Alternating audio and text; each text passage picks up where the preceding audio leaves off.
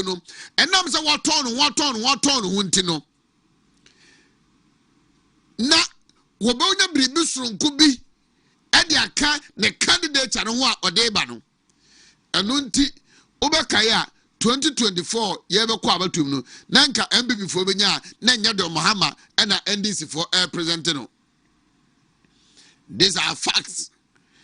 Eno nti NDC for so hunu se Dr. Bawumia ba na ene kwa de Dr. Bawumia de ndey e down so ene se ensemu a woka yesa obeye enema wo kire se eno nti na Ghana economy ni mu ayeden na ABCD enema ohhye ene de ode begu akwam no a ebema Ghana economy na se gya na mo so a NDC for ka sa enya no kre omunye ntum no saa niema na enei enwo mpopo ye won sunsuanso no adadi amionu se say Dr. Bawumia nsem wo kan no na ye no kre odi ano to nchen a ensusu ye bia wode baaye a o cheze Ghana benya so mfaso da ache na NDC for ka say enya no kre na ye toto no mrade edidi agro cheze boss re hehe fa ho no enne saa niema no adansidie aba NDC for na atwom ho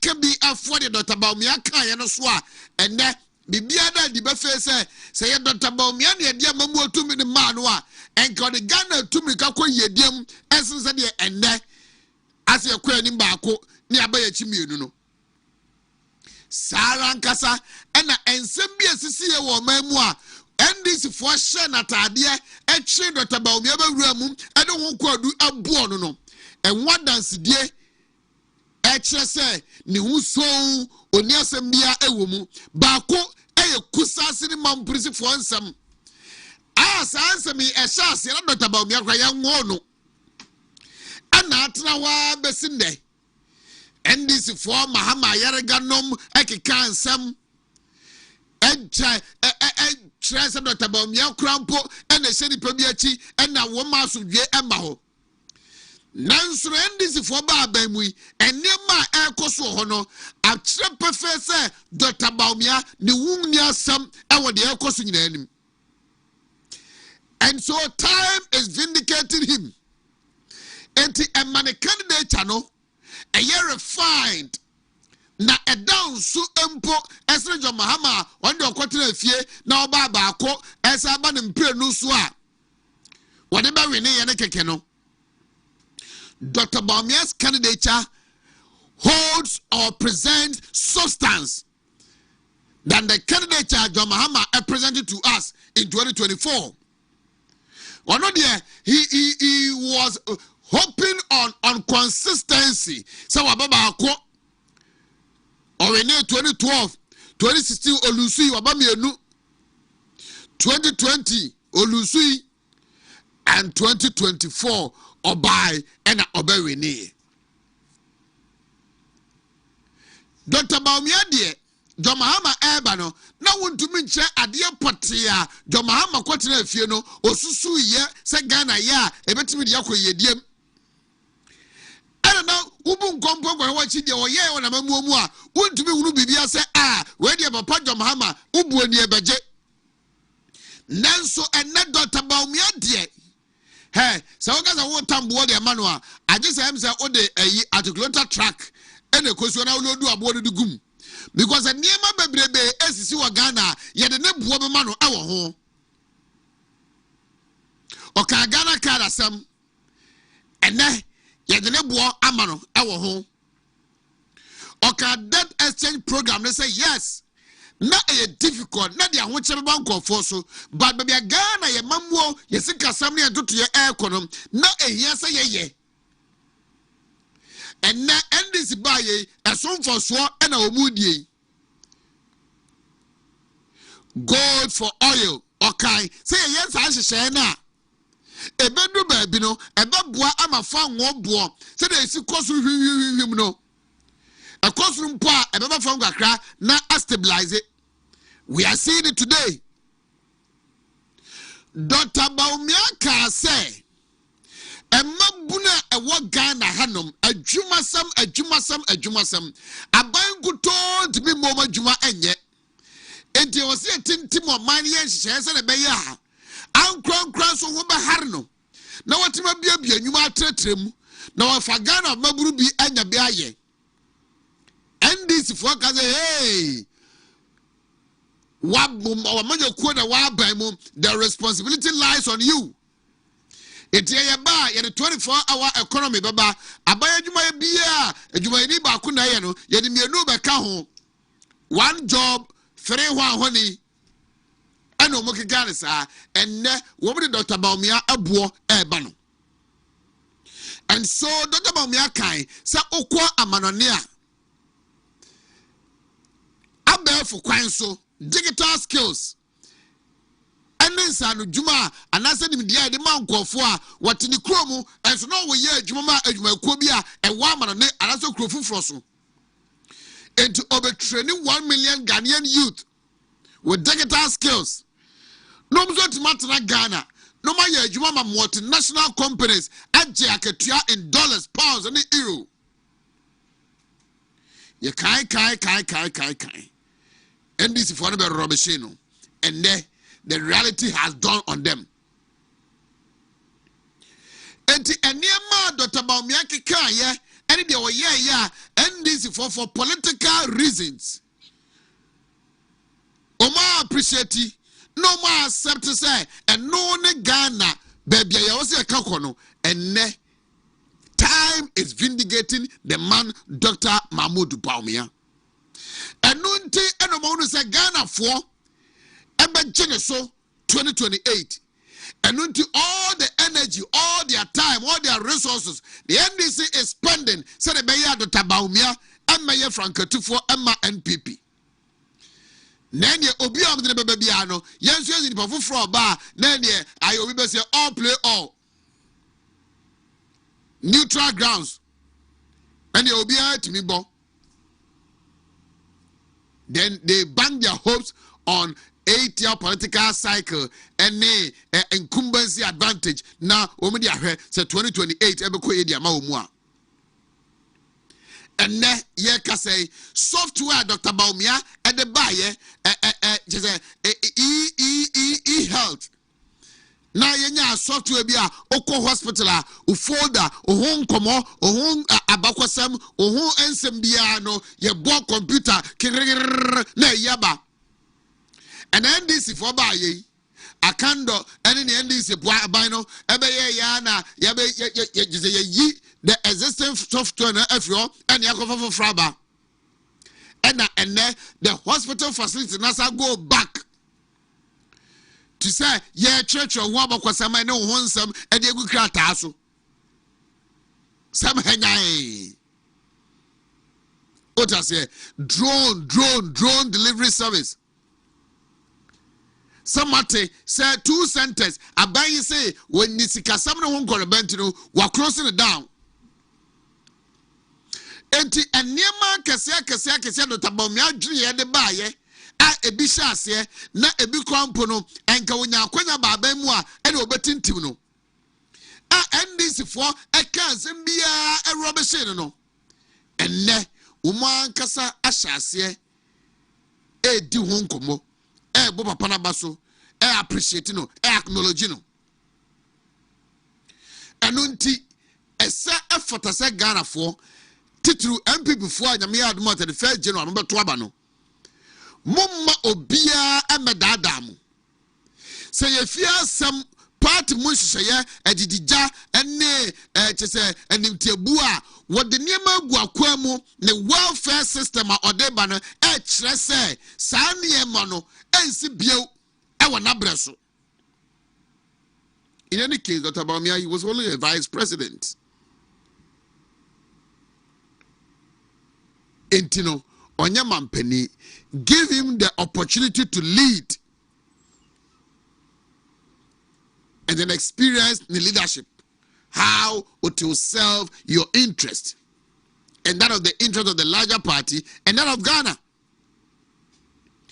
Enti Anopei, we present to you His Excellency Dr. Mahmoud Baumia. He's in Ashanti region for about 10, 11, 12 days. Na yedekeka eko yenimua. He's number 3 on the ballot paper. Na Mathieu, can you get me Prophet Labijima and I think Kata, the interview, no, na mention. But before that, no, my main son King Kai, Chairman Wontumi and Kratoa, Wato Ediama Party phoning in Sir Dr. Mahmoud Bomia, Eba Ashanti Regina Ocean campaign asino. Oni hono mo de nansusu no e believe say munyina mo de akomakro ebe gene so na maboni chidom na nyame ya adma 31 January masan atoaba e de ma no na we department nim na yakwakoje amamu tumi ni biom. And so it was a official public statement by Chairman Bernard and Chibosako Chairman Wontumi, and I read: there are moments in public life when one is tested, not just by politics, but by circumstances that demand strength, patience, and faith. As I attend to my court obligations, I will not be physically present on this important campaign tour. Yet my heart, my spirit, and my full political strength remain firmly and unshakably behind Dr. Mahmoud Bawumia. I have given clear instructions to all party structures across the Ashanti region, from regional and constituency executives to police station officers and foot soldiers, to fully mobilize, receive, and support him with unity, discipline, and massive presence. This moment is bigger than any individual and greater than any temporary challenge. It is about the future of Ghana, the hope of our people, and the continuity of progress we have worked so hard to protect. I place my trust in the loyalty and resilience of our grassroots. Let our conduct, our numbers, and our unity speak louder than any attempt to distract or discourage us. With faith in God, confidence in our cause, and belief in our people, we shall overcome every obstacle. The mission continues, the work continues, and by God's grace, victory will come. We aye enkratoa Chairman Wontumi ato Ediama Party fo nyina. Say yes, ojitum say enipa abrabom no eduru baabia e wo se nsohwe ebawo oso na ya na enye amanyosem nko a ya na eye ebre a ubewuramu a ehia se unya ahoden soronko abotoye mu soronko na wo gidi a owo e tira mpunyankropon mu no eno susu no ukram eyi pa na ewo mu se ebremu no ndc aban yi atwe no a chese ade chi ade sa da bia da okokot na odi sansem no echi no ewo mu se mu wuri nipadua anase ne ono ankasa nimdua se odi campaign no echi de nenso so no ade a nakoma ne sunsum ene awode a owo ewo amanyosem mu nyina no ehihim ikra na egusua ebo Dr. Mahmoud Bawumia echidom na watonkra ede ama Asante Mantam Party mpanifo omo region edeko constituency police station ene party mabuna ewo fomo anyina se obia enhwe se wobekeka no ho na waje Dr. Bawumia ewo ekoriyem edi enidie ene obuo na afe no bebi obekọ bia no yebe wakotwa hia no bebrebe na yahunu se yeta nachi na Dr. Bawumia so hunu se ampa asanteman age no wosesa abrei eye bra eso esene ankrankra bia ewo amanyokonum ena afei no ohaw ene amane na mu no eye ade a eye bretie wobi ene enam a enche kra ebetwam na wokai Ghana for ene titru MPP for nyina say anamo a yetuo no eya anamo a yetuo ede abo Ghana daache ho eban na fe gidi a omanfo ewo yemu no so no yebetumi akromu eyie na fe enkunimdie ene mpuntu a MPP amonyokuo ewa aban mu a womo de bre ankrankra ewa Ghana mamu ene omamuri nyina no saa mpuntu no yebekoso a atu anamo atoa so ne ye ho adwuma ne de abo ho ban na wose odene re ahye ahotoso ene odosoro nko a ye party ma omo from pa no ye ta from grassroots no womu ewo enwenta so honhom a omu wo ewo mu se ampa sa bre no womu ebe krom ho ye nipa dodo na ebe pie na fe womu ede enkambom soronko akasa na anamontobi a wobi etuo sa obatwe adwene ede afiri de wose ye ema dotabamia ene MPP edi nkunim no yentumi ama no emu yabam na ensan entwe yankoyachi wose se ye de re ehye nyankopon mu na enya gidie ewo ne mu na fe ye weta so a ono de gidie a omanfo no so ewo no ofiri se ohaw amanedie ene akwasidie bia ewo ye nim no eyade a ye betwi afaso ose ye niso ade hunu no edasoa etoaso wabra bibia ensankan no the mission continues adwuma no so no enya ade a ye gyan ne ye gyan ne kina yegusua atokoso the work continues na ose enanyankopon adumunti eyede ya enkunimdie ebeba we ene ensemo a chairman Bernard Enchibosi ako chairman Wontumi ede ama party fo nyina beba cho mita dionu nine abo apa nonson ho Wontumi TV sunie Wontumi TV on Facebook Wontumi TV live on YouTube yamra na yameto so in free fee na do you have some of the videos from Dr. Baumia's campaign tour mama me kakra na say Mr. Carter on movie that is the journey together in Greater Accra. Yeah, this section of the budget sharing in Serbia who follow ya they did extremely well. Very well. Ebeman sesa be bre aba the current budget nimu Emma besanso ayense na hwa momu maso mu prepare 2027 budget no umbe extra careful from grammatical mistakes copy and paste near manema be numbers be ade apni ade the MPs did the minority MPs did very well me bo mabaso sister station back manya sa kwenye wo fidi kese so ma mefa mo mabaso. It is what Ghanaians want them to do as minority MPs no maye ni ye umuko manim no munko so ano munya nesa. Then comes the issues that have started this year. Unfortunate but to be ending, especially yaka LGBT no asemne wo from Pomboat and the so meaning se metime take baita, but sincerely speaking emza jama ekuone mu dwa na ejada anye and no metia na say hey people don't want peace, they want problems always.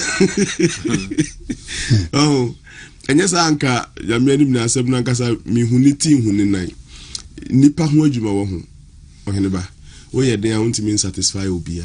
Yeah. And as all you cool banso don't seek satisfaction. Ohwehwa obey disappointed. So okase me ye kuba na me kuba na me ye ne de me hwe so bi abeya de mana so me mani se kuba obey ni pa bia ho nanso ni pa bia including no Professor Frimpong Boateng sebe ono aso hwe ni mu obe so no so one or two things bia e bia bi mu so party ni mu so kumpe enti okoye se Ghana ha galamse MPP for netu ofisa na party manepe enti ono so be nema ba ko mienu bia obi nso mpe saa o onye ba tie sebe nya ne aye gina na bia obusuafo na hu nipa na ona fofo bi no mu pe nipa nyina kra do na de perfect kra Bible say due enti ya na so to ba bia mesre say don't see all others as wrong, as if you are right. I can see me here, me right. I cannot be perfect. Say me dey nyame ye biaye. So bia tesa de we ase no bia de hye ne tim sa. Anke ku bia mu beju ka sumdwe beba. But when some group of people put themselves at a certain position of piety, Roman father for kron for, then they begin to see every other person as evil. You cannot fit into this world. We are so Rebecca crash na unkum. We are so pa we are so we understand be do na unkum. And they should be mindful and no self to we and come mamranti and kwa na come mampani for nkwa a reality of life. Oti asesa obenyina che. Oti asesa you would be a member of a group ubetimi aye kuoba only problem bia. Sabi Reggae 2023 presidential primaries ni mu Reagan nisi na wanka every be reasonable time. Asemusi obi abokro no wehu na wanka within a certain reasonable time. Eshigu. It means you deemed it right. Umutu about 2023 how many years ago? 2023 to 2026 yako 3 years anasa.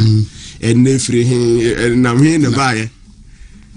If you basi with him say there was a certain Reagan in 2023, even if there was belated within an unreasonable time, even if what he is saying is true, it is a truth being said within unreasonability. Like obi antiasie and that contest no omumu kobi no omumu hwan na what say at the instant of the elections ya to abanu enyumre no mkohia wo park so a no mugina stage no omumu hwan na ka say Reggae ena sebe ntimi ma se wa anko abato no bi no wani di abato na chi fenchem sen omumu ko abato no nti eno so it doesn't make too much sense to think that wow teche no hu Reagan man ni ono ko ne contest nya polling agents everywhere ono we hu Reagan nti eno so yemfa nto nche baby na ni etwa wo kra minim ni nti a people don't accept reality ni say the current crop of MPP, the current crop of MPP no. You get why mo current crop of MPP and you mean who? Do you mean MPP4 and a current crop of MPP4? You mean who? Why any current crop of MPP4? Why?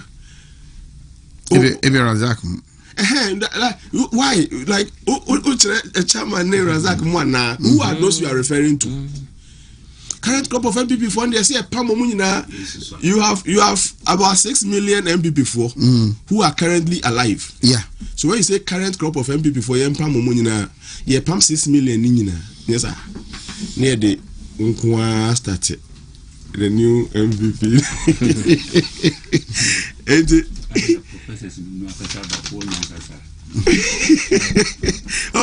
Those people who use that word, I beg to differ. You need anything current.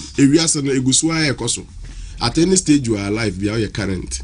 Who are NASA, none dear, abe past. The late this, the late that. Until you become late, you are current. Everybody is current. I mean, current until you exit. Now I understand him from the point say beer or comparison and for yo muniema to say nema for yo muniema. That comparison is also a non-starter because in nature, no two people do something the same. In Tafumpo, Amina Crafty, a full back by a crown. Sabe, Omoma, the cross of Munkoya, we be any day say, we be any day say. Sani him. Anti-Professor Frempo, what's in an anchor chairman of MPP. And Kabi and Cobain saying, yes, such a man put an MPP no in say, it is only fair to grant that no two human beings do the same thing. The same. And no metie senior nyaho Tamaku. Obobo members of their like omuye peeved. Frempon Boate obo no ankasa ne ho ka ho obo Dr. Atakennedy ka ho obo senior penim eka ho ene penifo binum obo boy na no dey to ho say they learned from penida rocha nom ene penite dem nom ne penifo edi kan ansa na omumuba, and that these current people are not learning from them. And sa chain no or relatives sa chain no me see akwesi sama mitwe Oheneba minua pa no but me sure say my ba ofie da. What I say, we are friends, we are very good friends. We talk at any time. But me no be a me chin me kuko and me say no ebi mu ya me fe. So to opa no be o chena pese besa we me fe pan so e bia me nim say baby atete me nim dia o say mi ko ma me ko ka say me ko fo mpeni pa pe pa sa me nka enti omumra mu fie. Do you get it? Omumra mu fie anopa bia magi nyansa fanko party no adwuma anase when the party sets council meeting anase your friend elders of the party sa meeting no a mu beba na mu de mu nyansa ba beboa menye sure say basa nya ho ko a council of elders meeting anase we be no council of elders assembly party leaders and regional leaders and constituency leaders omuma ombeba betie mu. But I'm told that even such meetings, they don't even go. Yeah. And baby, I have friends who be a machine company for Futu Mrano. Also, uncle. Many sure says a company for you crash and put a no Sorano Pabiana company for if you crash so and can also the different twist of the issue, Beba. And CCI Kusi and Kusi Kodankoda. Omusomu do margin ya nese no mufo som do margin be ya bebo omusomu ekuma omu odomta omachide ya eno so na kofa se fofraba. Intermediate for me, no, party at a crossroad, you say, there are some people who have benefited from the party and they think they are full, they are fine. And the party near best you obey the Umudi and the Umudi Frame. Me sure say delegates dear, and I always take them. But pass a party nipa basis me you 200,000 be say money delegates. It means the party has recognized some of the margin mudo. Monomontiase of things no deeper. Ebinum ya lawyer for ebinum ya doctor for me a teacher for me a pharmacist akese no mu constitutes our delegates no. Mutina chire a mo betimi a save mu party from the hands of people who have eaten and full. And so ebegu emu na nka ebegu enye ebegu emu a anka sa enrechi nkomo ipa anka firi hin ebebum. Quietly the party was coming down from a very busy heated idea and kakra county days. We never bo money free. Ube party na quietly you leave it. And no kwara so the buama wa acknowledge say oh me misana na along my line in life party we buama nti mingu nani mase. Akwaso oni oba na mojai.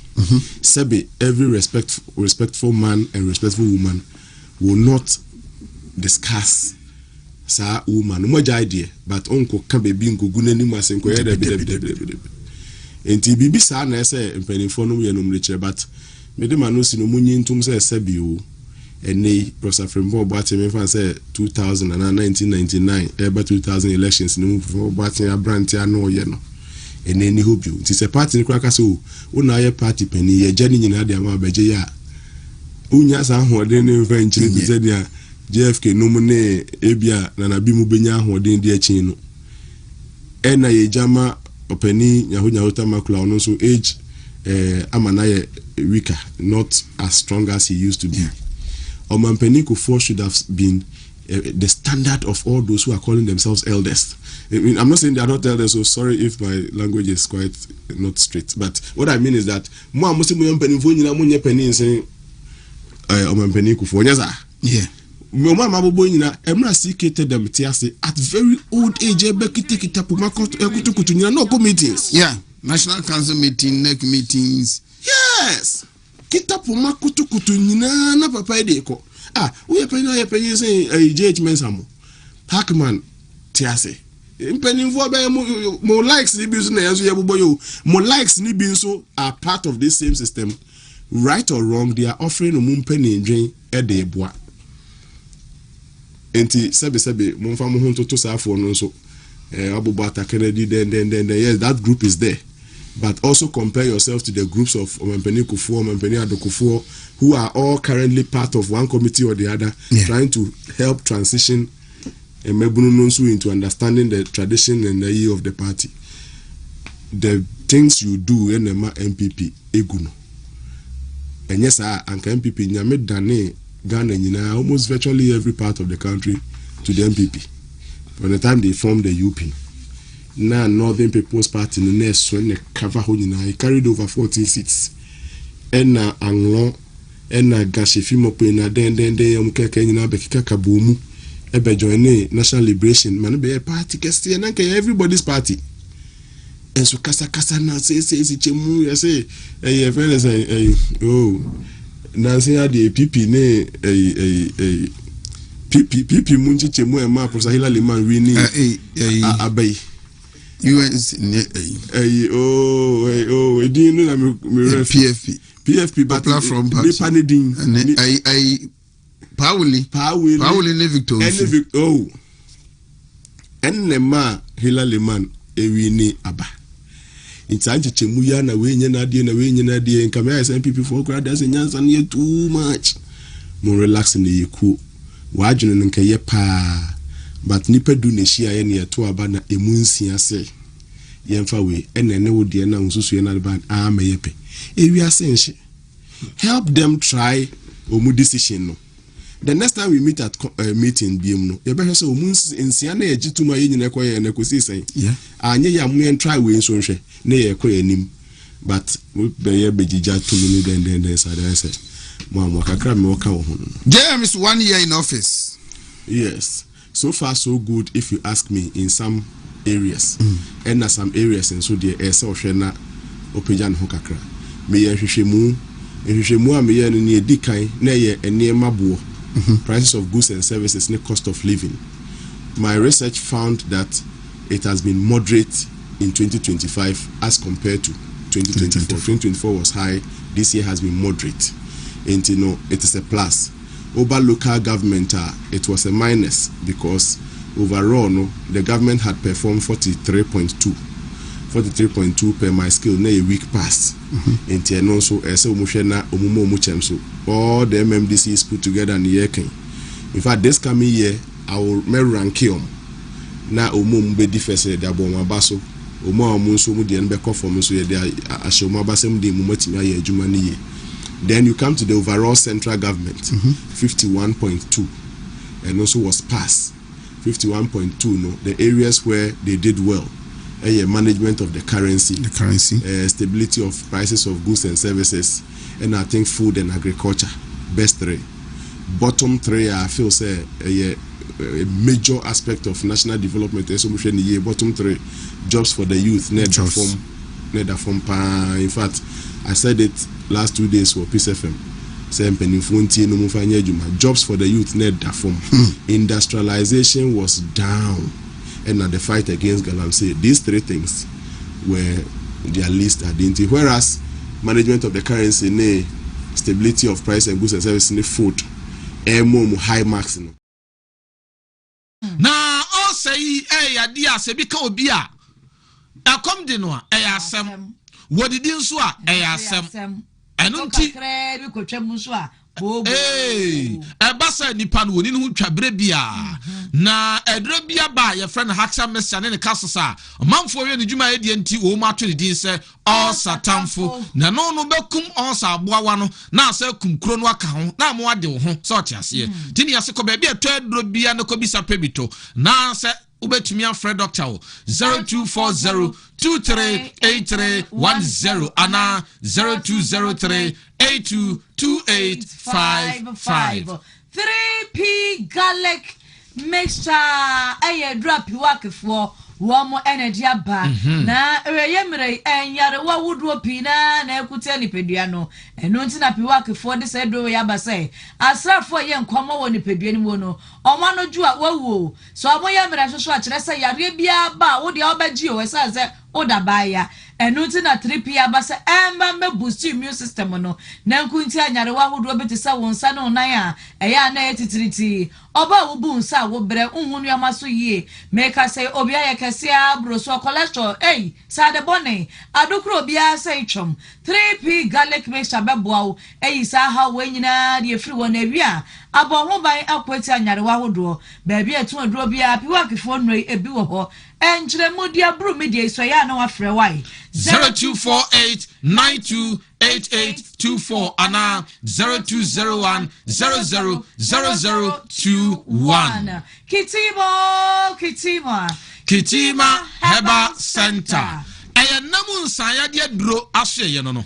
na me kamfo ma wo say ennamu nsan yade na opese obon ban dia no akokitima eba center na wo mudwuma wodie no edan so kra sanse ennamu nsan yade no edi ni panya wa kwa wodo bebre so wa wo hwe tv odi ehwe nipa nsa nipa achi nipa no en chese aye wo prick asai no ayo say wa hwe obi kra na obeka so obi na atu adu nanso na ntesa ennamu nsan yade atumi yesa na eba nso a etimi sie wo ma hwe a wunhu obi owo a esi na won kwan obi nso betimi awo nanso be wo bewie no na akwada no odi dem odi form ndiza wo mpesa saade ni bibeba dia ene ye no obon ba dia firi nam nsa yade ho ne nam nsa yade dura be kan fam o ye nsuro ho no ni nyina wo kitima heba sententi asefo ni kire abu akwase paase gawo junction hodom na nso kokogye duro na mmuo na ye ma doctor number say wo betimi afrɛ wo 0246914717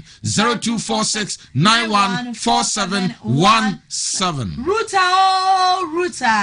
Ruta natural products. Na se no awonsoi ana afempem yenu ene edrono miensa no Legon so apobe baby a kire se de si frafra no na mo ba bonte be ya pabene kukudam any food and drugs authority penifo ka omoti banchire mu a omo ye hwehwemu na hwehwemu ni bedadi se ennu ebebo amenu mienu pa anopai eye Ruta natural products enu tinesi na se anopai bia ni akamfa my sansa woni ho ayenso ani ho Ruta mixture no anopai eboapa malaria fever no de wonu mu no asorosoro no Ruta mixture ne de wonu mu antete ne kakra bi ubon se mfifre fiusa ne are na fiko uti juna no ane sa wati juna Ruta tonic so the typhoid fever ne to ase na almighty Ruta live eno de ni pedua no esiesie no na wi a efiri ne ka wonyina awoni nkonsa de efiri ne pedua nim na abon wo ban e de efiri ho aduane na wodi ye no kra no a entumi and digest na wo sori e wa ye cheko no Ruta live eno a na wo hia ba bi eton aduro bia eno pay ebi wo ho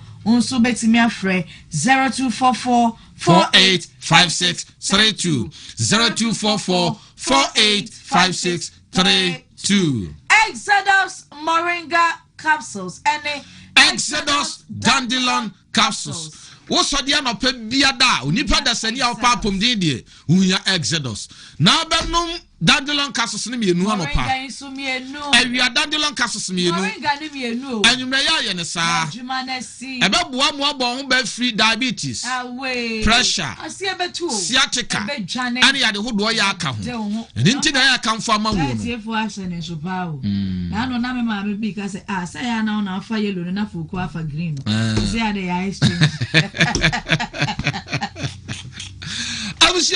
ayafa we ka ho Exodus for you someone be kan kokwadi no mprenu da kwa no pa ene anwumre na ede ebe mew na asa yade na yarasa no bua ma no content na ne yasa de wo mu ba ko aye bonus house for be se jara to so no na ne to so ne se wo ye pani na se wudi bia anti age no be ma ho aye fe papa ankwada na won ko school no e bi o ma dwene ma musuo mu hunu eni ntini yase ko be bia to biduro bia na ko bisa na pani nyina bito ana se wa wo pa bi etu aton ne de wo be ko atonso ago high school junction edwam ho baby a ya obi ton paboa no na wokọ awakọ akotu ndoso puo abo mremu na nso akọ akoton na onya so mfaso na ya de doctor number ma se enchiremu bia na wohia wo betumi afrɛ no wo 0544447033 0544447033 victory so I said yeah Maya na ne be ma na hye what no enkunimudie nku a esa say dro we eye garlic kan na doctor Penny wachi mu so de agu ntuom se de garlic so eye ma ni pedua bia no saba pepe ena dro we ehunya ma fi buboa bia wa wotena se ana wonsa eno na etitriti entiri na emosisi amoja no ntumi ne afrusa ne yie no oba wo bu nsa wo bere ma ntem ho no be bia ya ba be drei sisi a no bu nsa agi so bia te wonka bra ne ko calendar so ya mpa na chese bosome aso na ode kwa kwaje na ketu anya ho kakra edro we ana no pay ebeboa wa ko kete so a wontumi na won so so aka me akwa ese chese already no uba bia hyehe wo mpani fie so a wadro tie no victory garlic mixture edro we ana make up for the ama wo say modna akopa bi na ebeboa wo say ba bia etro edro bia enu pay ebi wo ho wo so betimi afre 0242545633 0242545633 3 SM Bitters. Edu eba center dro tatahwe aba egintre ha ewo kromu ene SM Bitters. Edi enti na ma dro we egintre ha. Na ne dwuma edi esisi yade wa osisi ya ya se de sa eye adwumade ana sa eyade bibibi na aye wo na ma osisi ya ya SM na ohia wa woni atenka sa wo ba na bema edro we adwuma edie no atenka no so why say do for chiempo abemu ansa akokono de hiansa obenum die numbi nensiesiu sa wo prosa wo sa ho yade a wo de sa yade e sanyade wa hodo bebre so kan nemum yarsa obenum no baako nemu wo hia tenka na wanum mienu anopa ene anwumre na wi a obeba abedi adanse na edu eba center doctor yi wo wadro tatahwe a wo sanyade wa hodo nyina bi stroke de otenete kra na no edro no mfama abonten endi wo se wo hia bi sa de a so ben finfi mantemu a man kesin be fikro wa won kan so doctor official time my doctor number 0243989368 ana 0558379545 Kivo 4-in-1 eye gari esichire wom nkatie wom ene edi ni do asa wo no Kivo hot pepper nso eno na ye meko a emma no anim aduane no ade ye aduane ma ne ye de choba fo ni ndomi fo nyina eno anu omu yisuo afi yonkon krata the boka ta do bi just no pen ye de bremo ye de nti ko sisi ni kotoje na beti na batwe na bakone na mposo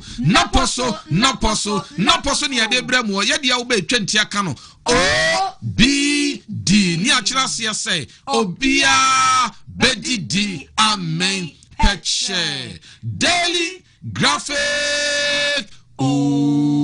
kunini da ubokrata ni Yankwai daily graphic moves to tackle fare hikes begin. Government schedules meeting with transport operators. Legalize cyber security services by January 31. Authority. Economy grew 3.8% in October last year. GSS.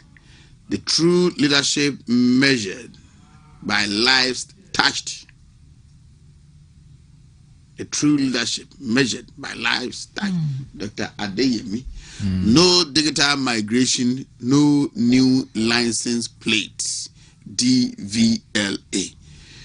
Daily graphic can pay and someone de betu dwano ebi enie. E say what say aban eguso yen tutuye ya said ye be ya. E say droba fo nya wo no nya passengers pa ya. We trotro mu trotro sopi ana wo no mu bo nti se bia wo kwa ebu akwa no aka che se wa kwa bruso asofo lie ofuru koduru ya wo aka che se boy pt ofuru ya no lodu tanoso udu tanoso ansa na wasa lodu ebu akwa ntu no ebu akwa wo ka bebre abai etu sa na mo se de be ya sa de no etuo betimi etwa ana wo de atudwa se de ya se yen legalize cyber security service nti enru chese January 31st no na chese wonumu chese ne legalize ana ya se God me sikasam to economy no ya se ekonanim wa mu nchemu miensa achiripo nwotwe 3.8% ewo October bosome no mu afia etwa mu no Ghana Statistical Service for nkofu na obo mu di age so to bo kakra no anya sa hwa aka ketrema katafa to so nwotwe na nchirechiri mu no ewo na Dr.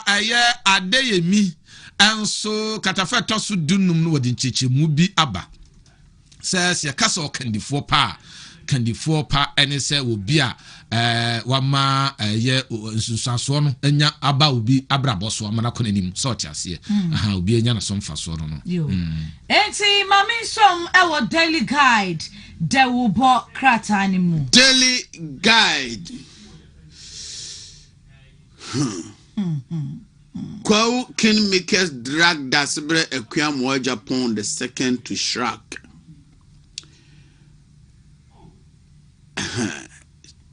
CJ receives petitions against special prosecutor EC boss. US blocks visas for Ghana, 74 other countries. Huge illicit drugs seized at Thakrade port. Enti anopay daily guide where you on. I couldn't never was on the one. Mammy Angela. It's any one kind of nice and minko honomo. Now, the 9 months I walk over and put some moke be a woman so and da sebre a queer more Japan tosumi no. One more than a quackodan should I say 1 year when we want to pay cratafa and only tosun siano and won't some know I say. Na Oheneba wo fe yera kisi ajaben ni fo nyini da hanu mu sei me wo fa no na minimi wo fa no me wo fa no ana ma me je na du ko emensa electoral commission boss so fo nyini da ha sei na ya sisi na special prosecution ne abusia paying to park difference be na wo mu difference in share them za also on camera za we no ye e court mu to park. Emma we say appearance to mom to park. It is yes Chief Justice Nensaka omo petitions na no pay no so ha say ye. Na Papa Travels also dey den crop for yes is ade. Woma block visas efa Ghana. Ene amahodo bi so no so krata fa to so nsia abohu amane wo ha no mu say ye. Na enuboni amabu no ifa bia na wojina hokra na wada tentan yi ene esi akochiri bie e wo takra deport anopei katafa to so miensa e wo daily guide mu so abohu amane anopei unim red okay in blue ko Ghanaian Times Ghanaian Times emra na yenkoi trotro drivers exploit passengers make trips to make more money. RIPAG raises alarm over under declaration in raw rubber exports. Avail yourself for scrutiny. Government to Ken Ofori Atta. Ghanaian Times the end there trot the no I can daily graphic mu anwa nya nti aban hwe se de be atototo no to obetimi e say Oman FSC transport challenges. Oko miamia bebrebe ensuo water crisis enkania na say dum kania ye dum papa enra me ko fie me say pie ebe na mabontia me fe bia ya so like debi ya so like me so me genset aye bibia wo hono share o my bi pa aye timsi ensuo pa ho kwa twe pa wo central region anyway yam fa sa second independence sanity ti for the Chief Information Minister so government communications minister so ade ababa tuja a kire se ura ofuriata won ma no ho kwan na kire se aban intimi ntoto na no nti wo me kwan no ayo na o muntimi antoto na no Mayamfa the Daily Dispatch Angela List during the lawyer so e wo hono moy Ms. Ajua Yeboah Aferi on NPP's election of their 2028 flag bearer on January 31st. Agenda 111 project stall 35 contractors ordered to refund $7.9 million. Baumia focuses on delegates, not rivals. Need you. Say no to tribal and religious politics ahead of 2028 elections. Opoku Prempe, Dr. Matthew Opoku Prempe to delegates. Yo. Enti kratafa tosu mienu eni du bako ena ye Mame Ajua Yeboah Aferi.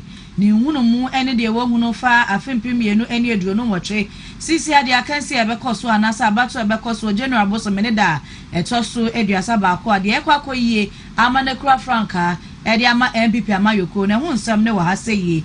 Ena kratafa tosu mienu ndu bako kro no a agenda 111 asisi akansi nsemu a contractors mako 35 nsoso a yeso won mo efezike bimra ne ho nsam ne so bia ena osane bakrata fa to so miensa onimonyafo niti wo nsoso akasa ne mfonyini da hanu mo seye Dr. Mahmoud Baumia so de bia so ho no mo sa no wo se sisi ade bebia wo hwe pa eye tu ahene ene esi ahene fo na emomo ne nyomo a woni wo mo kwa kansie no so wa se Dr. Matthew Opoku Prempen so akasa afa abato a eba beko so na wo kire mu say we free ha we ye we ni we ya ye say so ye delegates a enfam ho enfore fo anope kratafa eno so to so dumienu ena abo ho amane enfo Oheneba news the burger paper our burger paper Oheneba news Oheneba.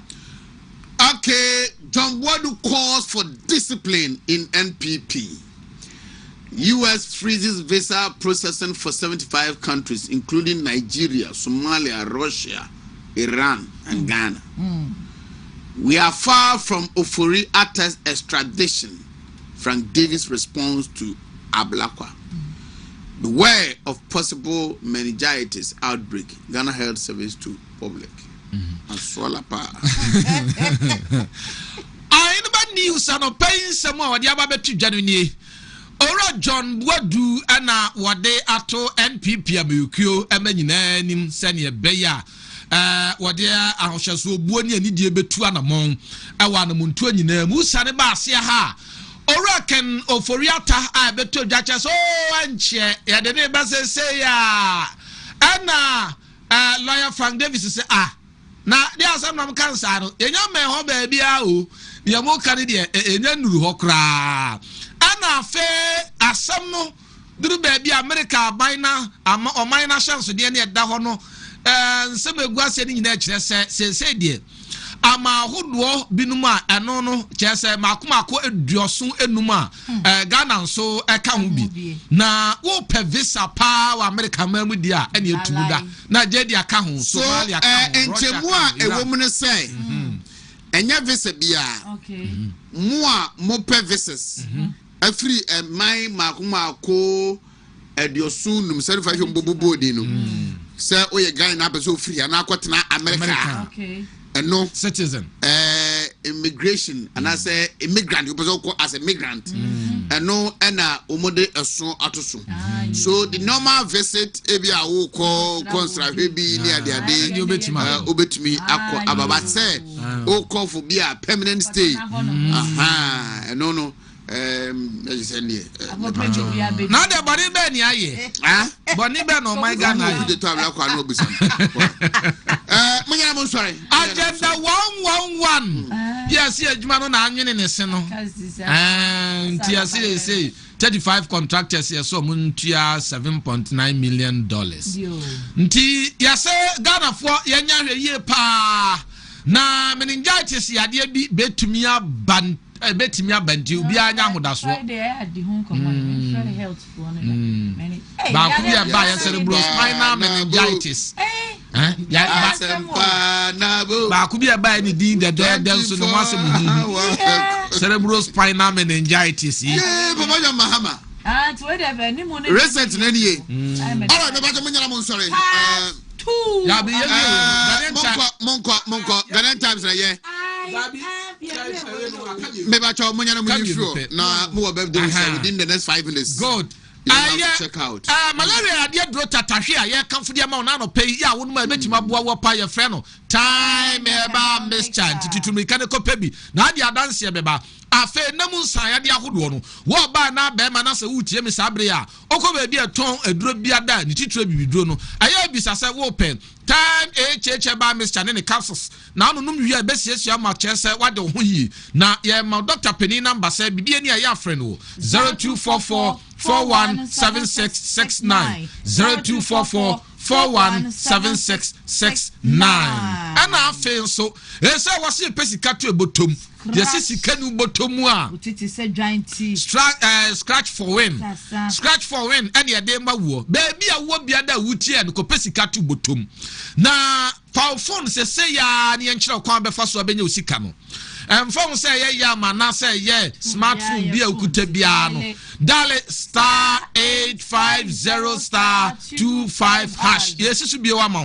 *850*25# wunya dale sadia we pesande wunya send say pe bon say be ba na chese free 5 Ghana cedis ekosi 2000 Ghana cedis and abetimi de atwa na chese wunya ya sa de no ai ba confirm no confirm na chese nya tifri momum pe wo be nya alert na no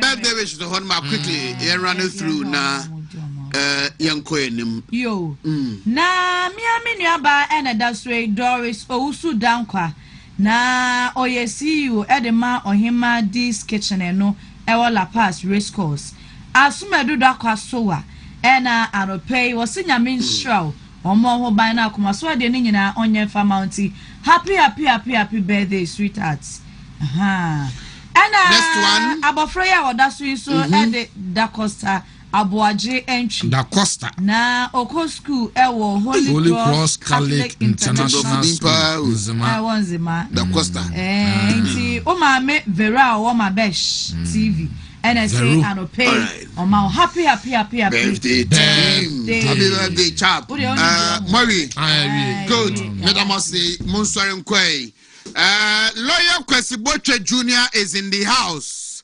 my man welcome on with these videos from Dr. Mahmoud Bawumia's campaign tour. Nafi Yentuasu in Ninkomo. The party, the MPP party is a national party. In 1957, December 1957, the Nkrumah government passed the Avoidance of Discrimination Act, in which the Parliament of Ghana outlawed sectional, tribal, and religious parties. And that has been repeated in the 1992 Constitution under Article 55(4). That says that every political party must be national in character. The MPP was formed, the antecedents of the MPP was formed by the amalgamation of the National Liberation Movement NLM, Northern People's Party NPP, the Togoland Congress, the Muslim Action Party, and the Gan Shifimote. These parties form the United Party. In the MPP, and the MPP shall continue to remain a national party.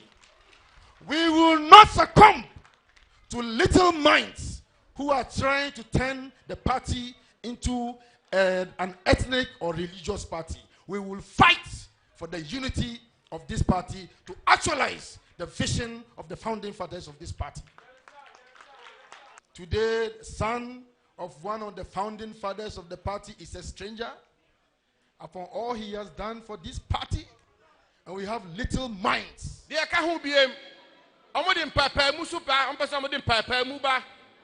We free ha, we some nyami we ye say.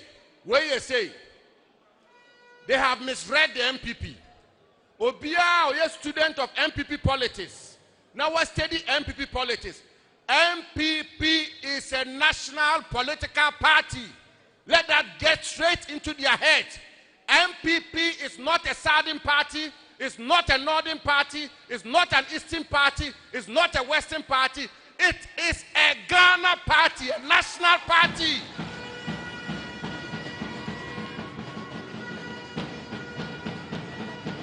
Choboy, if MPP was a sectarian party and a sectional party, in all humility and modesty, a little boy of my kind, born to a policeman and born to a nurse, in a small, tiny village called Fufuso, without electricity, without water, without decent schooling, will not have risen through the MPP to sit around cabinet with all manner of people across the length and breadth of Ghana. MPP is a national party.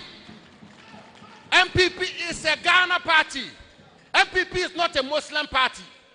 MPP is not a Christian party. MPP is not a traditional party. And to those who are involved in tribal bigotry, let it be said to them in plain language, shame on you. Shame on you. And MPP will reject you on January 31st. And MPP will show that Dr. Mahamadou Bawumia, it doesn't matter his roots. It doesn't matter who was his father. It doesn't matter where he's born. It doesn't matter which God he worships. Because he's competent and because he's a man of integrity, because he's served, because he's humble, because he can unite, because he's formidable, because he can take the fight to the NDC. Because he doesn't discriminate, and because he doesn't insult, and because he can be above all a good president.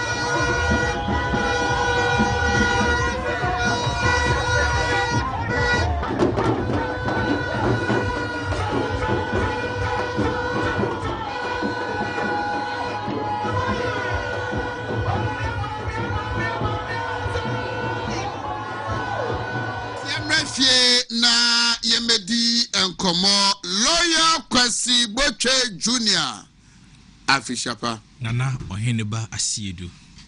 I say the be obefebia say Oheneba de on the Ashanti Mayo Kumase Shanensa Asante Man. Say say achema Wontumi akodi nkran yes your coordinate jao. And run a minute chairman Kasa is a chairman or Dharma, maybe Kumasi, na Miko Kumasi. The whole statement is say Uni town. Na semiconas will be Tata, me a wine American. Oh, I said, Mayor Nankasa will crew minty no qua. Catch the mayor send me the washing and I'm see you, Mati Papa. Inti, I know Oheneba Asiedu, I no pay the in Chiakesi and Yadibema, Nayama Kumase Maya Fishiapa.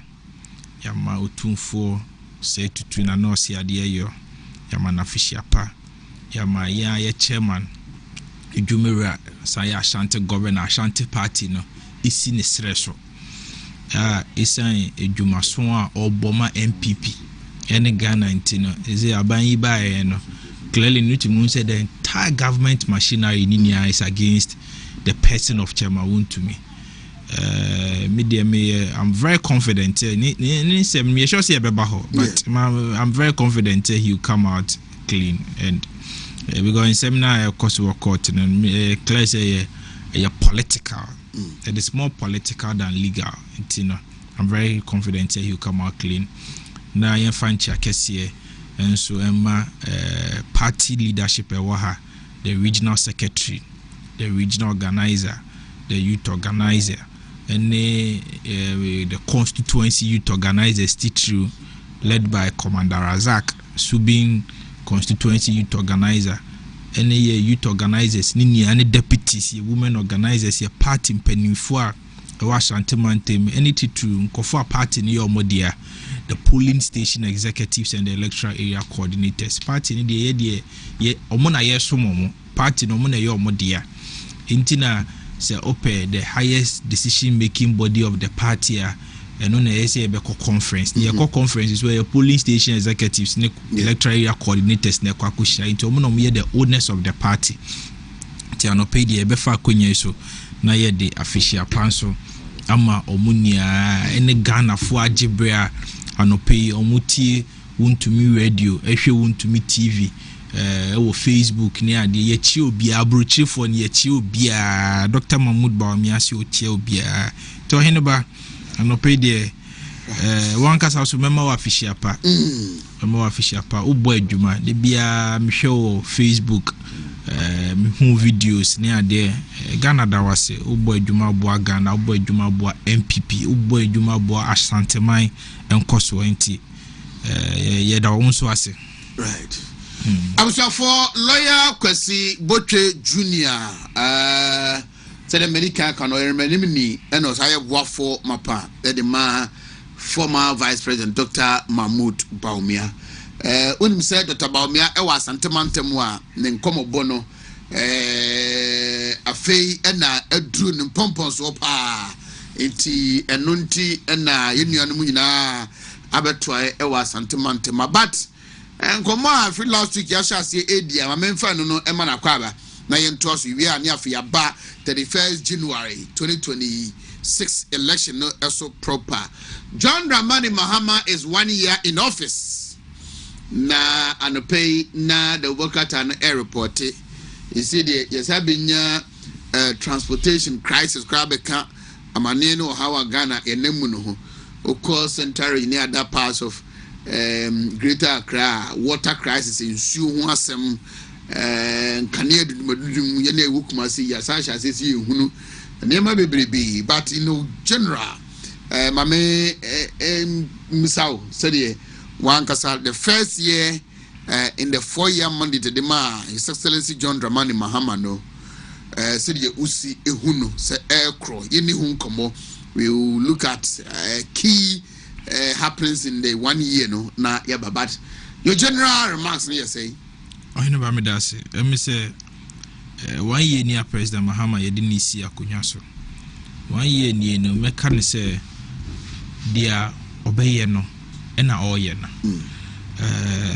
there isn't anything newer President Mahama ebitima ya onye dia obeye na no ana oye na eti say bobo ya bobo akuduru 90 minutes dia obebo na no ana wabon enye 2 minutes na 3 minutes extra time ye de be kan na obetimi aye bibi soronku bia dia obebo 90 minutes na no enti dia President Mahama obeye na no ana oye na me de ndi say obetimi aye bibi extraordinary bia but 1 year no a very important say aban bia ba 1 year ye period say aban is headed in the right direction. Clearly we say aban is headed in the right direction because say so ba fa nyi say nkura na 9 months no dey 3 months na count it me the 2 akola ni di nti 1 year enough period 12 months enough period to assess the President Mahama government. Now me if you ask me I will score the President Mahama first year in government in 30%. Memo 30%. And I'll give you the reasons why in here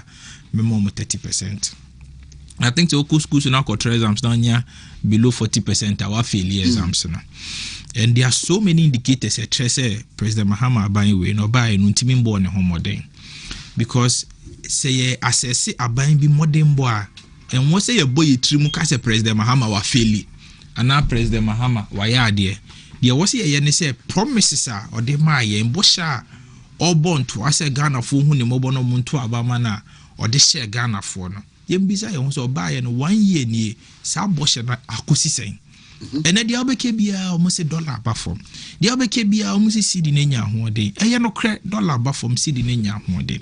Obia ni omundi ho achine. But Oheneba, the question is say $1 na abafom and ama cost of living in so abafom ana. Because you got to 2024 elections now.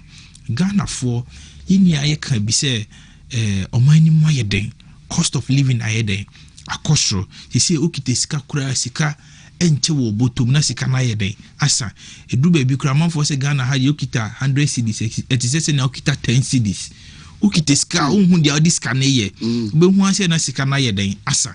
Into cost of living was a major consideration for the 2024 elections.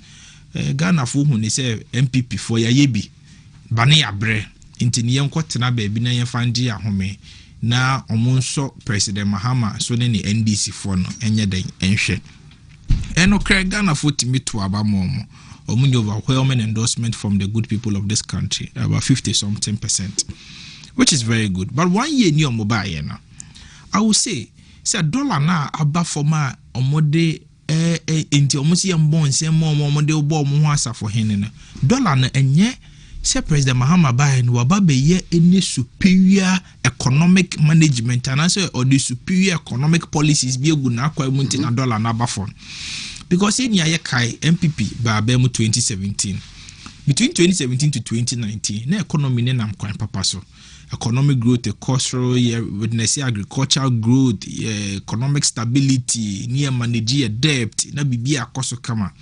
Until sometime in 2020 na yesi adebia by a friend COVID-19. Sabi COVID-19 na MPP for ne de bae.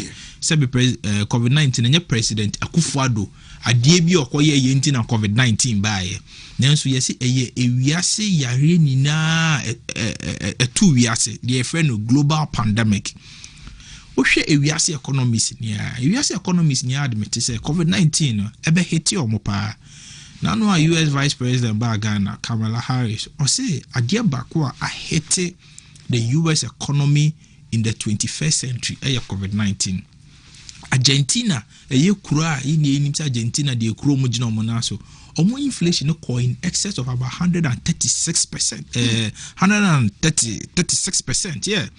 Ohe Colombia ne ade Peru say ekuwiase amama ni na no ahokyere ba wiase baabi afana ni na ohwe Italy omo deto a day na nipa ewu because of COVID-19 was in excess of over 200 a day nipa na ewu Pagana hana strategy abine of the day ne fire ne say economy ne de etete pansam kra yenim kwan a ye betimi aboye ho bra ye betimi de economy na sam besi lorry kwan ne so biom na mum se ya hwe na se nipa hwere ne nkwan yentimi fasa nipa ne nya dey back to life men kai tie for ya COVID-19 by the national security coordinator at the time Ira Joshua Treme COVID-19 de kuno me pa COVID-19 kun yetimi de na baba kana yentimi fanin babak nanso ye economy na ye ka hwasem at the time and after COVID-19 ya abina bone ho modern say the economy no ever back on track. Into the focus of the government then during the period between 2020 and 2022 was to manage the lives of people, was to protect the lives of people, and to ensure that COVID-19 in Ghana for. And to be here, buying the baby by a friend lockdown, a teacher for a year for close to a month or two, but near to Moka, and nurse for now, afi or more running shift. We call 1 week, and now we are call 1 week. Public sector workers obiatifie ba na ban tuo moka ene ade the economy was shut down and into pressure beto economy no so ema ye inflation cost cost of living cost e de ahokyere kakra breg Ghana for yes sympathize with Ghana for Oheneba ne mo eden but yes sympathize with Ghana for but ye free COVID-19 mu in 2022 2023 about 2024 no companies akese international companies are omoye financial accounting financial projections the projection by say in 2025 Ghana ye inflation and then somewhere around 27% in 2024 in 2025 never single digit. Deloitte for the projection by KPMG for the projection by in this 2025 and 2026 inflation about single digit. It is not the doing of abaya abano mechanisms are abanda da na yenam sa foundation na ya creative foundation obiaso dim say we see dan ya bibia the empire foundation bibia be do zika empire foundation into ya establishes our foundation na Oheneba na me call every day to say CPP and we need the 2024 elections na can inflation be single digit because enye abai way and aba and now this superior economic policy we be almost say then am why ya ma inflation aba single digit omo ti bi nka we be almost say then am why ya ma dollar no CD nenya hoɔden against the dollar omutimi nka se ye baaye no ya baba yesi but ye beti maka say in 2023 ye free COVID-19 mu no na ye CD no skyrocketed about 15 16 near ade no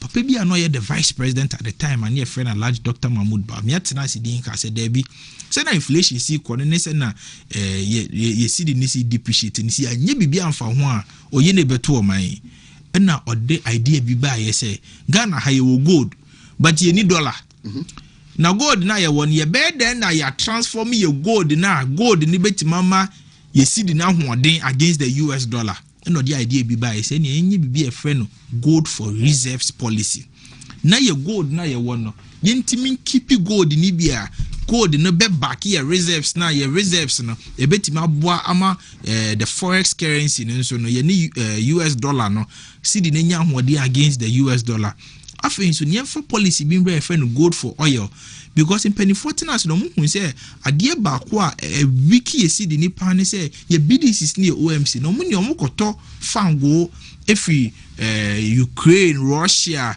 any other countries na omunya no mo de dollar ne ko because fango no koto ho ne NGCD e wo so sesa ko dollar aye the universal currency na de koto enti na mu say eno so ma pressure ebeto ye Ghanaian cedi ne so ene say ne ye wo gold dia ene say gold ne betima fa kwan bi so a ye betimi eno nso di aboa isi ye mu gold na omo nso betima ma ye dey oil la e beboa assure your economy no it is ideas ni ideas a boa ya set the foundation for economic stability and ye witnessing into no say ne say dollar above from ni ade a and okay aban o multi akonya so na dey omo beje credit no, which is fair, but there me person me can say a starting free baby.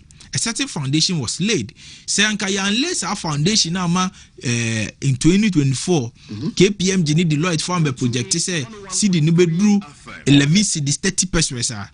Na dollar inflation so bedru single digit anka menji ni zanke de bedru we bia yedru. Inti no MPP ye free akonya mu no na ya less our foundation da ho. Inti Oheneba from there now and yeba bedru baby I drew in 2026. Question was bisa ye hunya say President Mahama buy 1 year and then pan away. President Mahama eba no share bobi bre.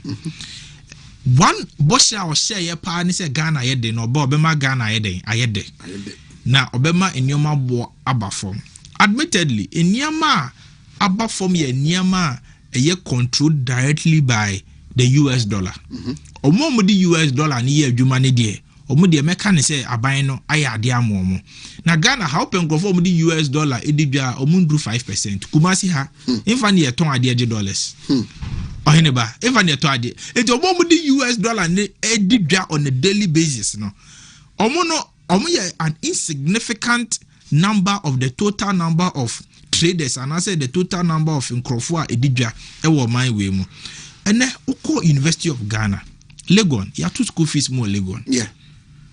Offer hostel fee at first na 4,200 no and then close to about 6,300 Ghana cedis. University of Ghana ya too close to about 1,700 Ghana cedis. Into Oheneba is our cost of living and here can one sem in your mabusu kosro and then mitisa okase say car and 1 year de ni ade because their driver for ne can say ya two fuel mu na ya two mu no spare parts bo kosro.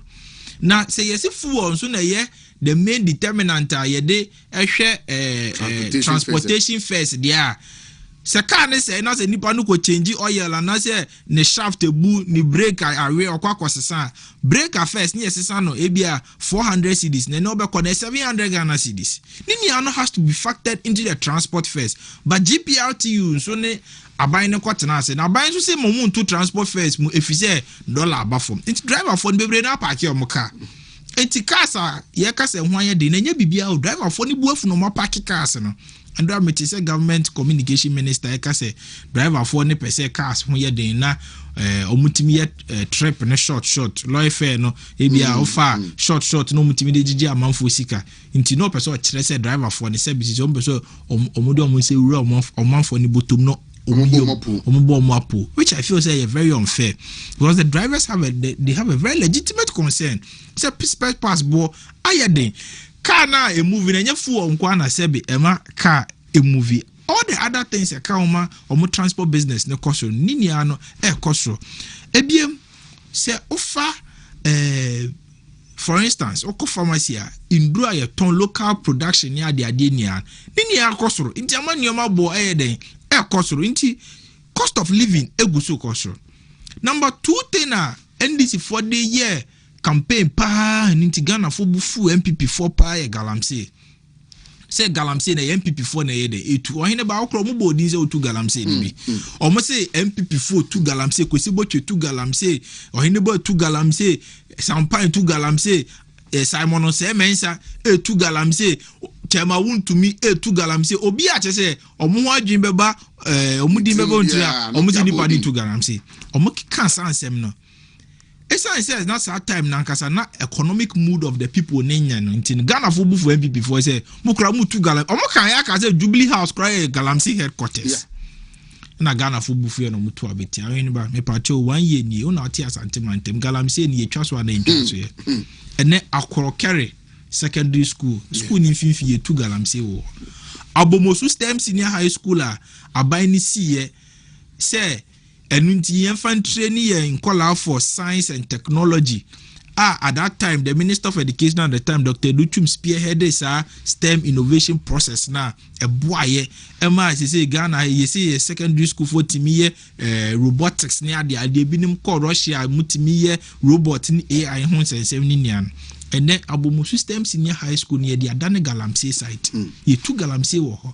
So I asked myself, say regional minister now say under MPP no ana galamsey ko so Kumase no mo say eye regional minister ni supervise me pa chon regional minister ni supervise over galamsey ana oko western region Juankujo constituency hwe Amenfi Central any Amenfi East constituency chairman and NDC constituency chairman openly beka o radio so say the DC involved in galamsey yenti kroma na manfo accuse honorable Frank Amako he say galamsey no nim hu bi na you see say waka say omunim galamsey no hu bi a no ma ba ata beka say omuni concession obi anka say more concession the fact that you don't need to have a concession and say na why you involved in galamsey say o facilitate process na say 9 most 4 ko na say also a member of parliament wo I have wo ba bi ntino o ma 9 most 4 and stop galamsey na ko so abato no there na o ye the fact that you are facilitating the process means that you are involved in galamsey.